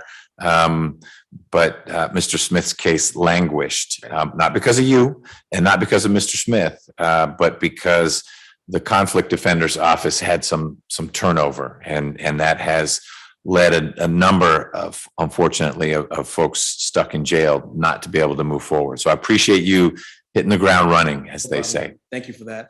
Mr. Smith is 24 years old. He is a lifelong resident of Georgia. He's actually from Atlanta. He does have 1 child that's actually turning 4, or that turned 4 on the 10th of this month, Your Honor. Prior to him being incarcerated, he was working. And he actually does have some job opportunities lined up when he does get out, Your Honor. He does have a CDL lined up along with some other trade schools. The time I've been talking to him, he's just been telling about how he has things lined up and how he wants to get back into the community and essentially want to be not only your father, but just a person who can be, a law-abiding citizen. And I think that's part of the reason, along with what the victim had pretty much told Mr. Peoples. And I think that's part of the reason of why Mr. Peoples did extend that gracious offer. And I've had many armed robbery cases. And I probably count on one hand how many times they actually, recommended coming off of the 10 years, the mandatory right. 10 years. And I explained that to Mr. Smith, and he's also gracious for that, Your Honor. I am asking that you do accept that recommendation. I understand that he does have some cycles, but it doesn't appear that there's anything wrong. I know they mentioned, I believe it was a disorderly conduct, and if I misheard that, I do apologize. No, he has misdemeanors out of Georgia. There is a situation in Tennessee that sounds like he's going to need to return to, because Ms. Jackson identified a hold. So when we wrap up whatever we're doing today, it sounds like Mr. Smith's next stop won't be Department of Corrections, but it would be to get back to Tennessee to address those charges. And again, Your Honor, I would ask that you go along with that. I believe the offer was essentially a time served offer for Mr. Smith, who has been incarcerated since the day of his arrest. So we are looking at almost 3 years. So again, Your Honor, given all that, his father is here. He is present, Your Honor. And again, I do believe Mr. Smith does want this second chance, and he does want to get back into the community and be a law-abiding citizen. He does want to be a father who he was taken care of before. Obviously, he was incarcerated. His child is still young, being that it's only 4, and I know he absolutely wants to give back to his child, and we can see just kind of from the emotion that he has that he understands the seriousness of what happened, and this is why he's here, accepting responsibility, Your Honor. And I ask that the court take that into consideration and that the court goes along with the offer that Mr. Peoples extended. Okay. Mr. Smith, your child is a boy or a girl? It's a boy. What's his name? Hayden. Hayden? Where does his mom stay? In the Atlanta area? Yeah. And is Hayden with his mom? Yeah. Currently, she's in Tennessee, but she was saying that she was gonna move in the Georgia area. But Hayden is with his mom? Yes. Okay. The charge you have out of Tennessee, does that involve, is the allegation that you did something to Hayden's mom or someone different? It was. You don't need to get in the facts. I'm not asking you to say, oh, I didn't do this or that, but whatever the charge is the alleged victim in that charge Hayden's mother? Yeah, it was her. Okay.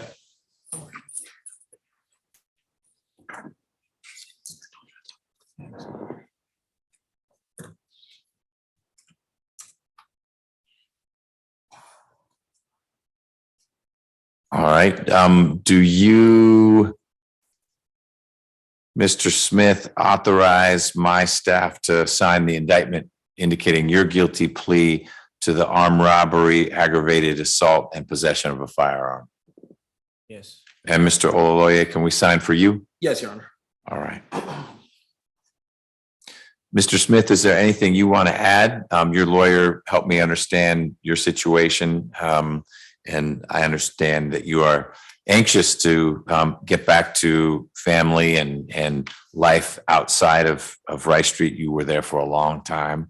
Again, not because of the seriousness of these charges, but because we kept cycling through lawyers, and we can't advance your case without an advocate like Mr. Ololoye sitting by your side. Anything you want to add? Yes, just being incarcerated, I really, gained like maturity towards myself, and the reason why I say that because I had time with myself to just really realize to not jeopardize myself and get into any more trouble. And I'm not that type of person. Like, I'm not a bad person. I just sometimes be at the wrong place at the wrong time. And being away from my family for 3 years, And my dad got killed. I'm sorry. It's okay. Take your time. Dad got cancer.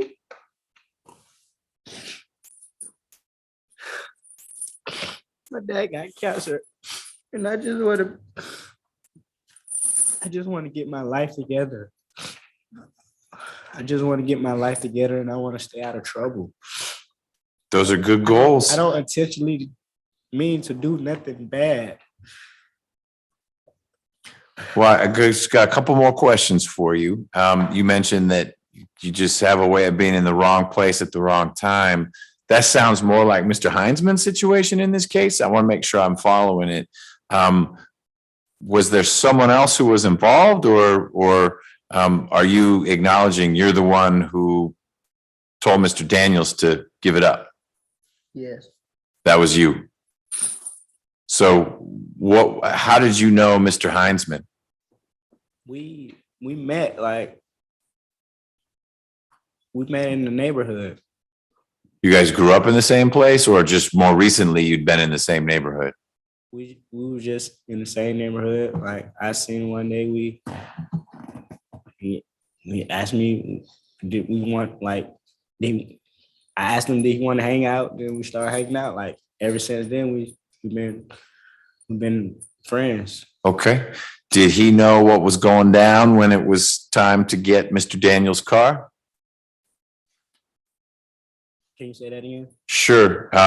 In September of 2020, you pointed a gun at Mr. Daniels and said, give me your car, or words to that effect. I don't remember. I don't know what exactly you said. My question is, did Mr. Heinzman know that you were planning on taking this guy's car? No. But he jumped in the car with you? Yeah. Okay. It was just a reaction thing. Like reaction by him? Yeah, like I guess he just reacted. He didn't intentionally try to hop in the car. It was just off reaction probably. Okay. All right. Anything else you want to add? I just want to say people make mistakes in life, but even though people make mistakes, it's always a point of time in life where you realize you try to get your life together and you don't want to go through that course again. So I feel like us being young, we was just wasn't thinking at the moment and wasn't trying to intentionally harm anybody. We were just young at the time and just wasn't thinking. But as far as the victim, I don't mean any harm to him. I'm sorry. And choices that I do and things that I've done, I regret. And I just want to get back to my family and just get my life together and be with my family. Because that's what mattered most to me. Being around them and showing them I can make better decisions and have a better future and be a father figure for my son. Okay. And I want my father to be there for me, and I want to be there for him. Because I didn't see at a young age, I didn't get to grow up with my father. So I don't want to be that towards my son. I don't want to be out his life. You know what I'm saying? Even though my father came back, I don't hold a grudge towards him. I don't hold a grudge towards nobody because everybody make mistakes in life. So I just feel like everybody deserves a second chance. Okay. That's all I want to say. Well, appreciate you sharing that. And it does sound like your time in custody has helped you, as you said, sort of spend some time with yourself and figure out how you want to move forward. All right. Well, for both of you, I find there is a factual basis for your pleas and that your pleas are knowing and voluntary. Knowing means you've understood everything we talked about. Mr. Heinzman, do you have questions about anything? Mr. Smith, do you have questions about anything? All right. I'm sentencing you both pursuant to the Probation Options Management Act, which means that when you are on probation, if you have a minor violation, you and probation will sort through that. But if it's more significant, you get arrested for something, that comes back to me. I will sentence you, Mr. Heinzman, as a first offender. And I am going to sentence you, Mr. Heinzman, on count 1 to 5 years to serve. That will be probated, and on count 5, 12 months to serve consecutive to count 1. That will be probated. So it's a total of 6 years probation. That's all first offender. A special condition of your probation is that you complete an anger management course. And you also have to complete 50 hours of community service and stay away from both Mr. Daniels, that's the guy whose car got taken, as well as away from Mr. Smith, who's sitting with you at the table there. You ought to be able to get that ankle monitor off real soon. Ms. Wood can help you figure out the best way to coordinate with A&A. But once they see that you've been sentenced, you don't need to have an ankle monitor anymore. Mr. Peoples, any other conditions in Mr. Heinzman's case? No, Your Honor. Did you tell me that Mr. Daniels got his car back? I didn't, but he did get it back. Okay. All right. Ms. Wood, anything else in Mr. Heinzman's case? No, Your Honor. I did share contact information with Ms. Tucson. I didn't know if there was a date that I needed to write down for Mr. Heinzman. Okay, well, let's get stuff from her in a minute. Let's finish up with Mr. Smith as well. Mr. Smith, first, I will sentence you under 1710 6.1E. That's a lot of numbers and a letter, but the state has to say that magic. They have to cite to that statutory provision to allow me to go below 10 years to serve on the armed robbery. That's a meaningful development for you because, as Mr. Olaloye was saying, he can beg and plead all he wants, but if the state doesn't invoke that provision, I can't go below 10 to serve with no parole. That's a long time, but the state has done that in this case. I understand why, and I think it's appropriate. I appreciate Mr. Daniels' perspective. He's looking at the world through a different lens. I work with each defendant individually, regardless of gender or background or race or height or anything, and then focus much more on the harm they've done and what else has happened in their past and where they might go in the future. So I think of this more as I'm sentencing someone who committed an armed robbery rather than someone who's named DeAndre Smith with a son named Hayden and a father who's not well. But Mr. Daniels is entitled to his perspective as to how we ought to be assessing our defendants. I guess he might look at it differently if the person who had stuck a gun at him looked differently than you did, but that's on Mr. Daniels. I am going to sentence you on count 1 to a term of, I'll make sure I get the math right here, 7 years to serve 4 years with the balance probated, and count 2 merges into count 1. And count 4 has to be 5 years and it has to run consecutive to count 1. And I'm going to probate that. So it's a total sentence of 12 years to serve 4 years with a balance on probation. Special condition of probation number 1 is that you get your GED if you haven't done that already, or you don't do it before you get out. And special condition number 2 is that you stay away from both Mr. Heinzman as well as Mr. Daniels. I'm not going to require any community service, and I'm not going to require any anger management. The fact that you have not been swept up in a lot of the anger that's happening at Rice Street all around you, with all the cases we see with they call them riots, but fights involving multiple people and setting things on fire, tells me that you have begun to live the life that you described you want to live. So I won't require those things either. I am imposing a slightly longer jail term than what was negotiated because I think it reflects how serious the situation was. You referred to it as a mistake a few times, but it was a series of intentional acts. You had a gun, you pointed it, you took this car, you took the guy's keys, and just this easily, you could have been dead. Mr. Heinzman could have been killed. Mr. Daniels could be dead. If Mr. Daniels had pulled that gun out, you're quicker than he is, he's dead. You're looking at murder. And maybe he gets a shot off and Mr. Heinzman's dead. And this is a kid who was just following you around. That's how messy this could have been. But it wasn't. And so the state has said, we'll go below the 10-year mandatory minimum. I think that a sentence that reflects the severity of what went on and what else was going on in your life is the one that I've imposed. But it is a little more severe than your lawyer negotiated. So I'm going to give you and Mr.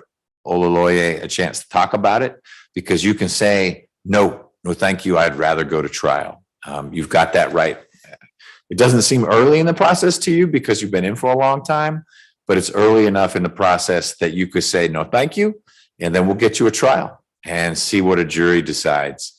It'll be a different situation because, of course, if the jury finds you guilty of armed robbery or carjacking, I don't know that the state's going to be invoking that statute that I mentioned, but I want to make sure you have a chance to talk about it with your lawyer, and then you guys can let me know what you want to do, go forward or withdraw the plea, and then we can make sure we set this down for a trial in the very near future, because as you noted, Mr. Smith has been waiting a long time. Yeah, if we can. Please, I'd ask you two to go back there and then let me know what the plan is.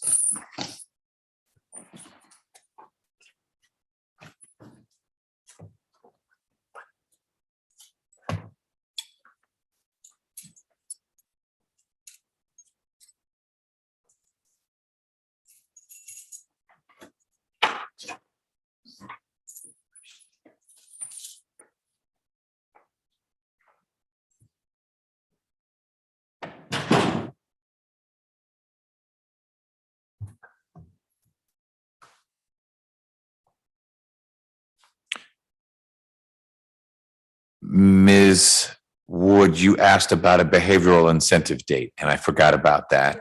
I will, for Mr. Heinzman, set a behavioral incentive date of June 21st, I don't think that's right. Threw me off. 2026. So what that means, Mr. Heinzman, is if in 3 years you've been doing all the things you're telling me you were going to do, work, stay out of trouble, basically doing the right thing, then you and probation can get before me or a judge to say, why don't we just close this all out? Because it's clear that what happened in September 2020 was a total aberration for Mr. Heinzman. Did a great job for 3 years on pretrial release, and then another 3 years afterwards. That's 6. And gosh, how many do we need before people figure out that wasn't you? Okay. Now, it's not that something particularly bad happens if you don't get that behavioral incentive date. I'm making this up out of whole clock. But let's say that you test positive for marijuana 3 times between now and then. They may say, that's too soon. And then they may extend a behavioral incentive date further out. Okay. But if there are no issues with probation or anything else, then that's the purpose of that deadline. Thank you, Judge. You're welcome. Thank you, Ron.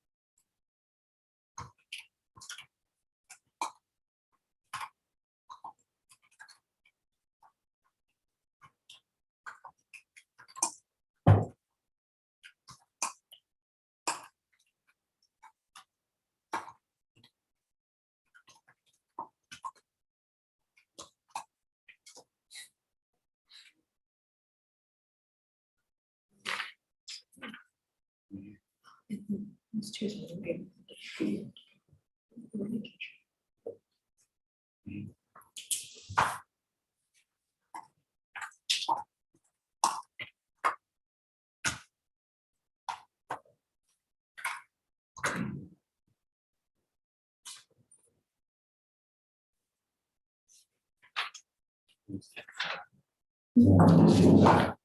So I'm handwriting 2 and 4. So right here, that's 3. That's narrow.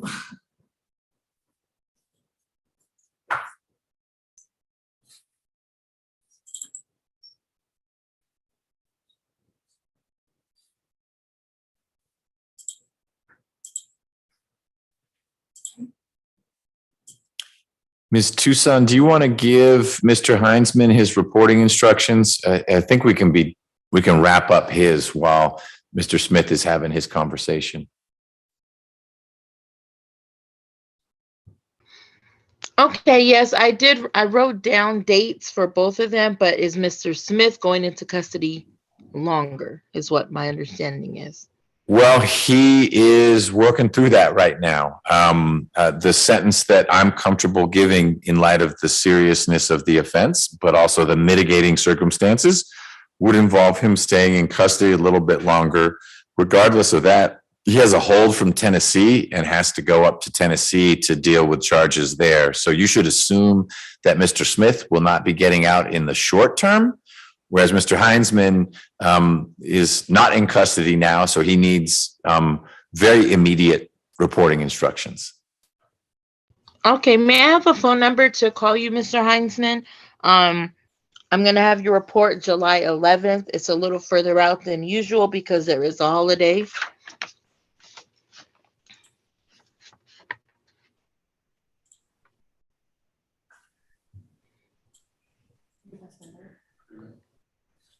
It's 678-358-7824. I sent it with his address, Ms. Tucson. Oh, perfect. You are correct. 678-358. I have it right. I have it, Miss Wood. Thank you. Thank you. I think I had got it confused with Smith. That's what it No was. worries. I got. All right. So you'll report, Mr. Heinzman, Yes, ma'am. July 11th at 10 a.m. I'm going to call you to reconfirm reporting instructions, but that's at 276 Memorial Drive. Your address is in Fairburn, so that is Fulton County. Yes, ma'am. All right, Mr. Heinzman, I don't know if you needed your dad to get home. He seems to have bailed on you, but you are all set. Good luck with things. Yes, sir. Thank you, Your Honor. All right. Thank you so much, Judge.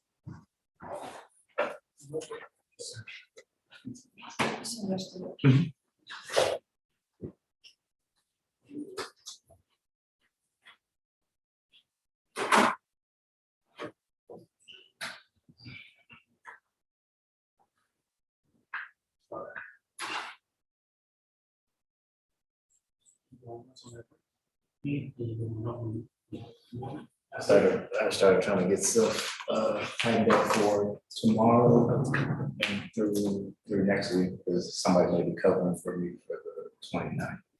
Because I'll probably sit second on market. We're trying to. Yeah.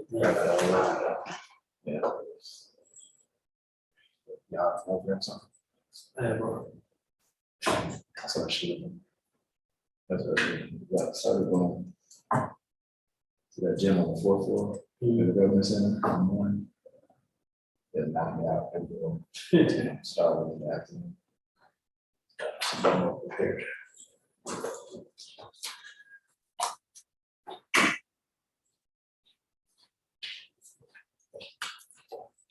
Judge, may I be excused? Yes, ma'am. See you tomorrow. Oh, I'll stick around. Sure. Yeah, I forgot we said that. That way at least we can just send it to them.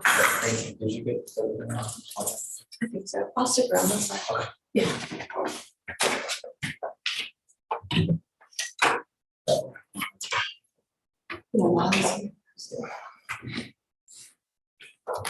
I have in our division as of today, I I've closed the most cases by plea since January. I would like to keep my streak going. Amen, brother. Love that. There's a big board.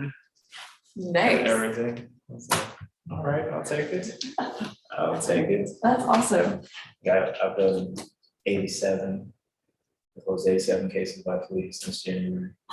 And then I think the person under that is like 50 something. Whoa, It's like closing the case. that is impressive. We're happy to have you here at 8D. I'll take it. I'll take it.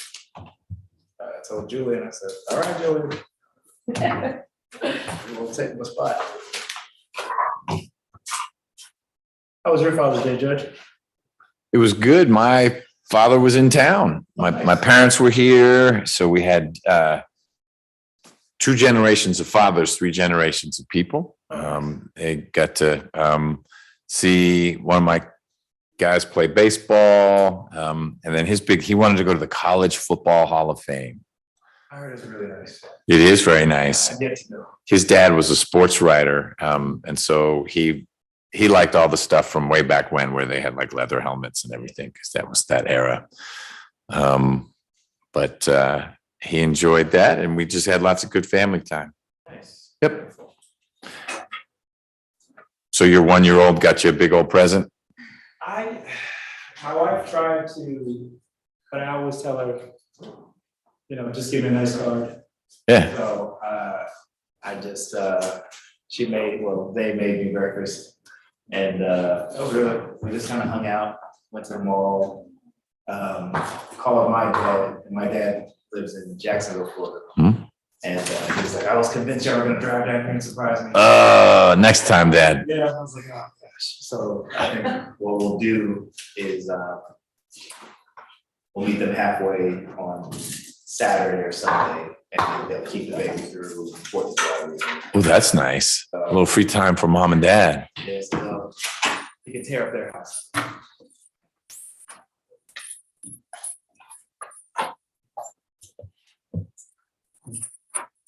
Appreciate that, Your Honor. Mr. Olaloye, did you and Mr. Smith have enough time to talk? Yes, Your Honor, we discussed kind of all the options that are on the table. And it's still my understanding that Mrs. Smith still wishes to go along with the plea. Okay, Mr. Smith, I know this isn't necessarily what you were expecting. Of course, you also could have been expecting that the state would say no to the safety valve, as we call it. But here you are. This is the resolution that I've explained. I'm comfortable with. Did you have enough time to speak with Mr. Olaloye about your options? Yes, sir. Okay, do you want to go forward with your plea? Yes, sir. Okay. I will get that final disposition signed today, and we will the sheriff's office will let Tennessee know right away that you're available if they're going to come get you. Because they make the next move, but that will also build in some time you'll be getting credit while all this is going on. But for you to get up to Tennessee to deal with whatever's going to happen with that situation. My hope is that when you get out, and you will get out soon, in the grand scheme of things, that you stay focused on Hayden and being there in the same way that you described. You are glad that your dad is there for you now. Hayden needs that, and you can do it. It's not easy. You're going to have distractions. You're going to have people who want to pull you in the wrong direction. But hopefully you have made a change that's going to keep you going in that direction. Okay? Yes, sir. All right. Ms. Tucson, do you need to share anything with Mr. Smith? Well, upon release, he will get reporting instructions if it's going to be anything, a few more years out. He will get reporting instructions Okay. to report to Fulton County. Okay, it's not that far out, but it's enough months out that I think what he'll get the standard reporting instructions. And what you need to know, Mr. Smith, is if home, at least initially, will be in Fulton County, that's where you report for the probation part of your sentence. Okay. At 276 Memorial Drive, and then if he's living out of state or in another county, it will be transferred. Right. Yeah, if for whatever reason, home ends up being Tennessee, because that's where Hayden is and you're allowed to be around there. If this Tennessee case sorts out, you can always have your probation transferred, but you come back to Georgia first. Okay. So I have my probation is down here, so I have to report down here if I'm staying down here. Right. So probation is supervised where you live. So if you ended up saying, I'm going to be in Savannah, then Chatham County would be where your probation is supervised. You can move out of state and you get your probation transferred, but it doesn't happen just like that. You would need to report in Georgia, provide an address that's not in Georgia that could be verified, and then that state would have to accept your case. And they accept because they want Georgia to accept their cases when people move. But I didn't want you to think it's instantaneous. You would need to be in Georgia, establish a connection with probation, and get them, Georgia probation, to reach out, if it's going to be Tennessee, to Tennessee to make sure that they would accept supervision of your case. Okay? Yes, sir. All right. Thank you, everyone. Thank you, Aaron. That concludes my matters. Thank you, Ms. Tucson. Thank you, Ms. Jackson. We'll see you guys tomorrow. Thank you. Have a great one, Judge. You too.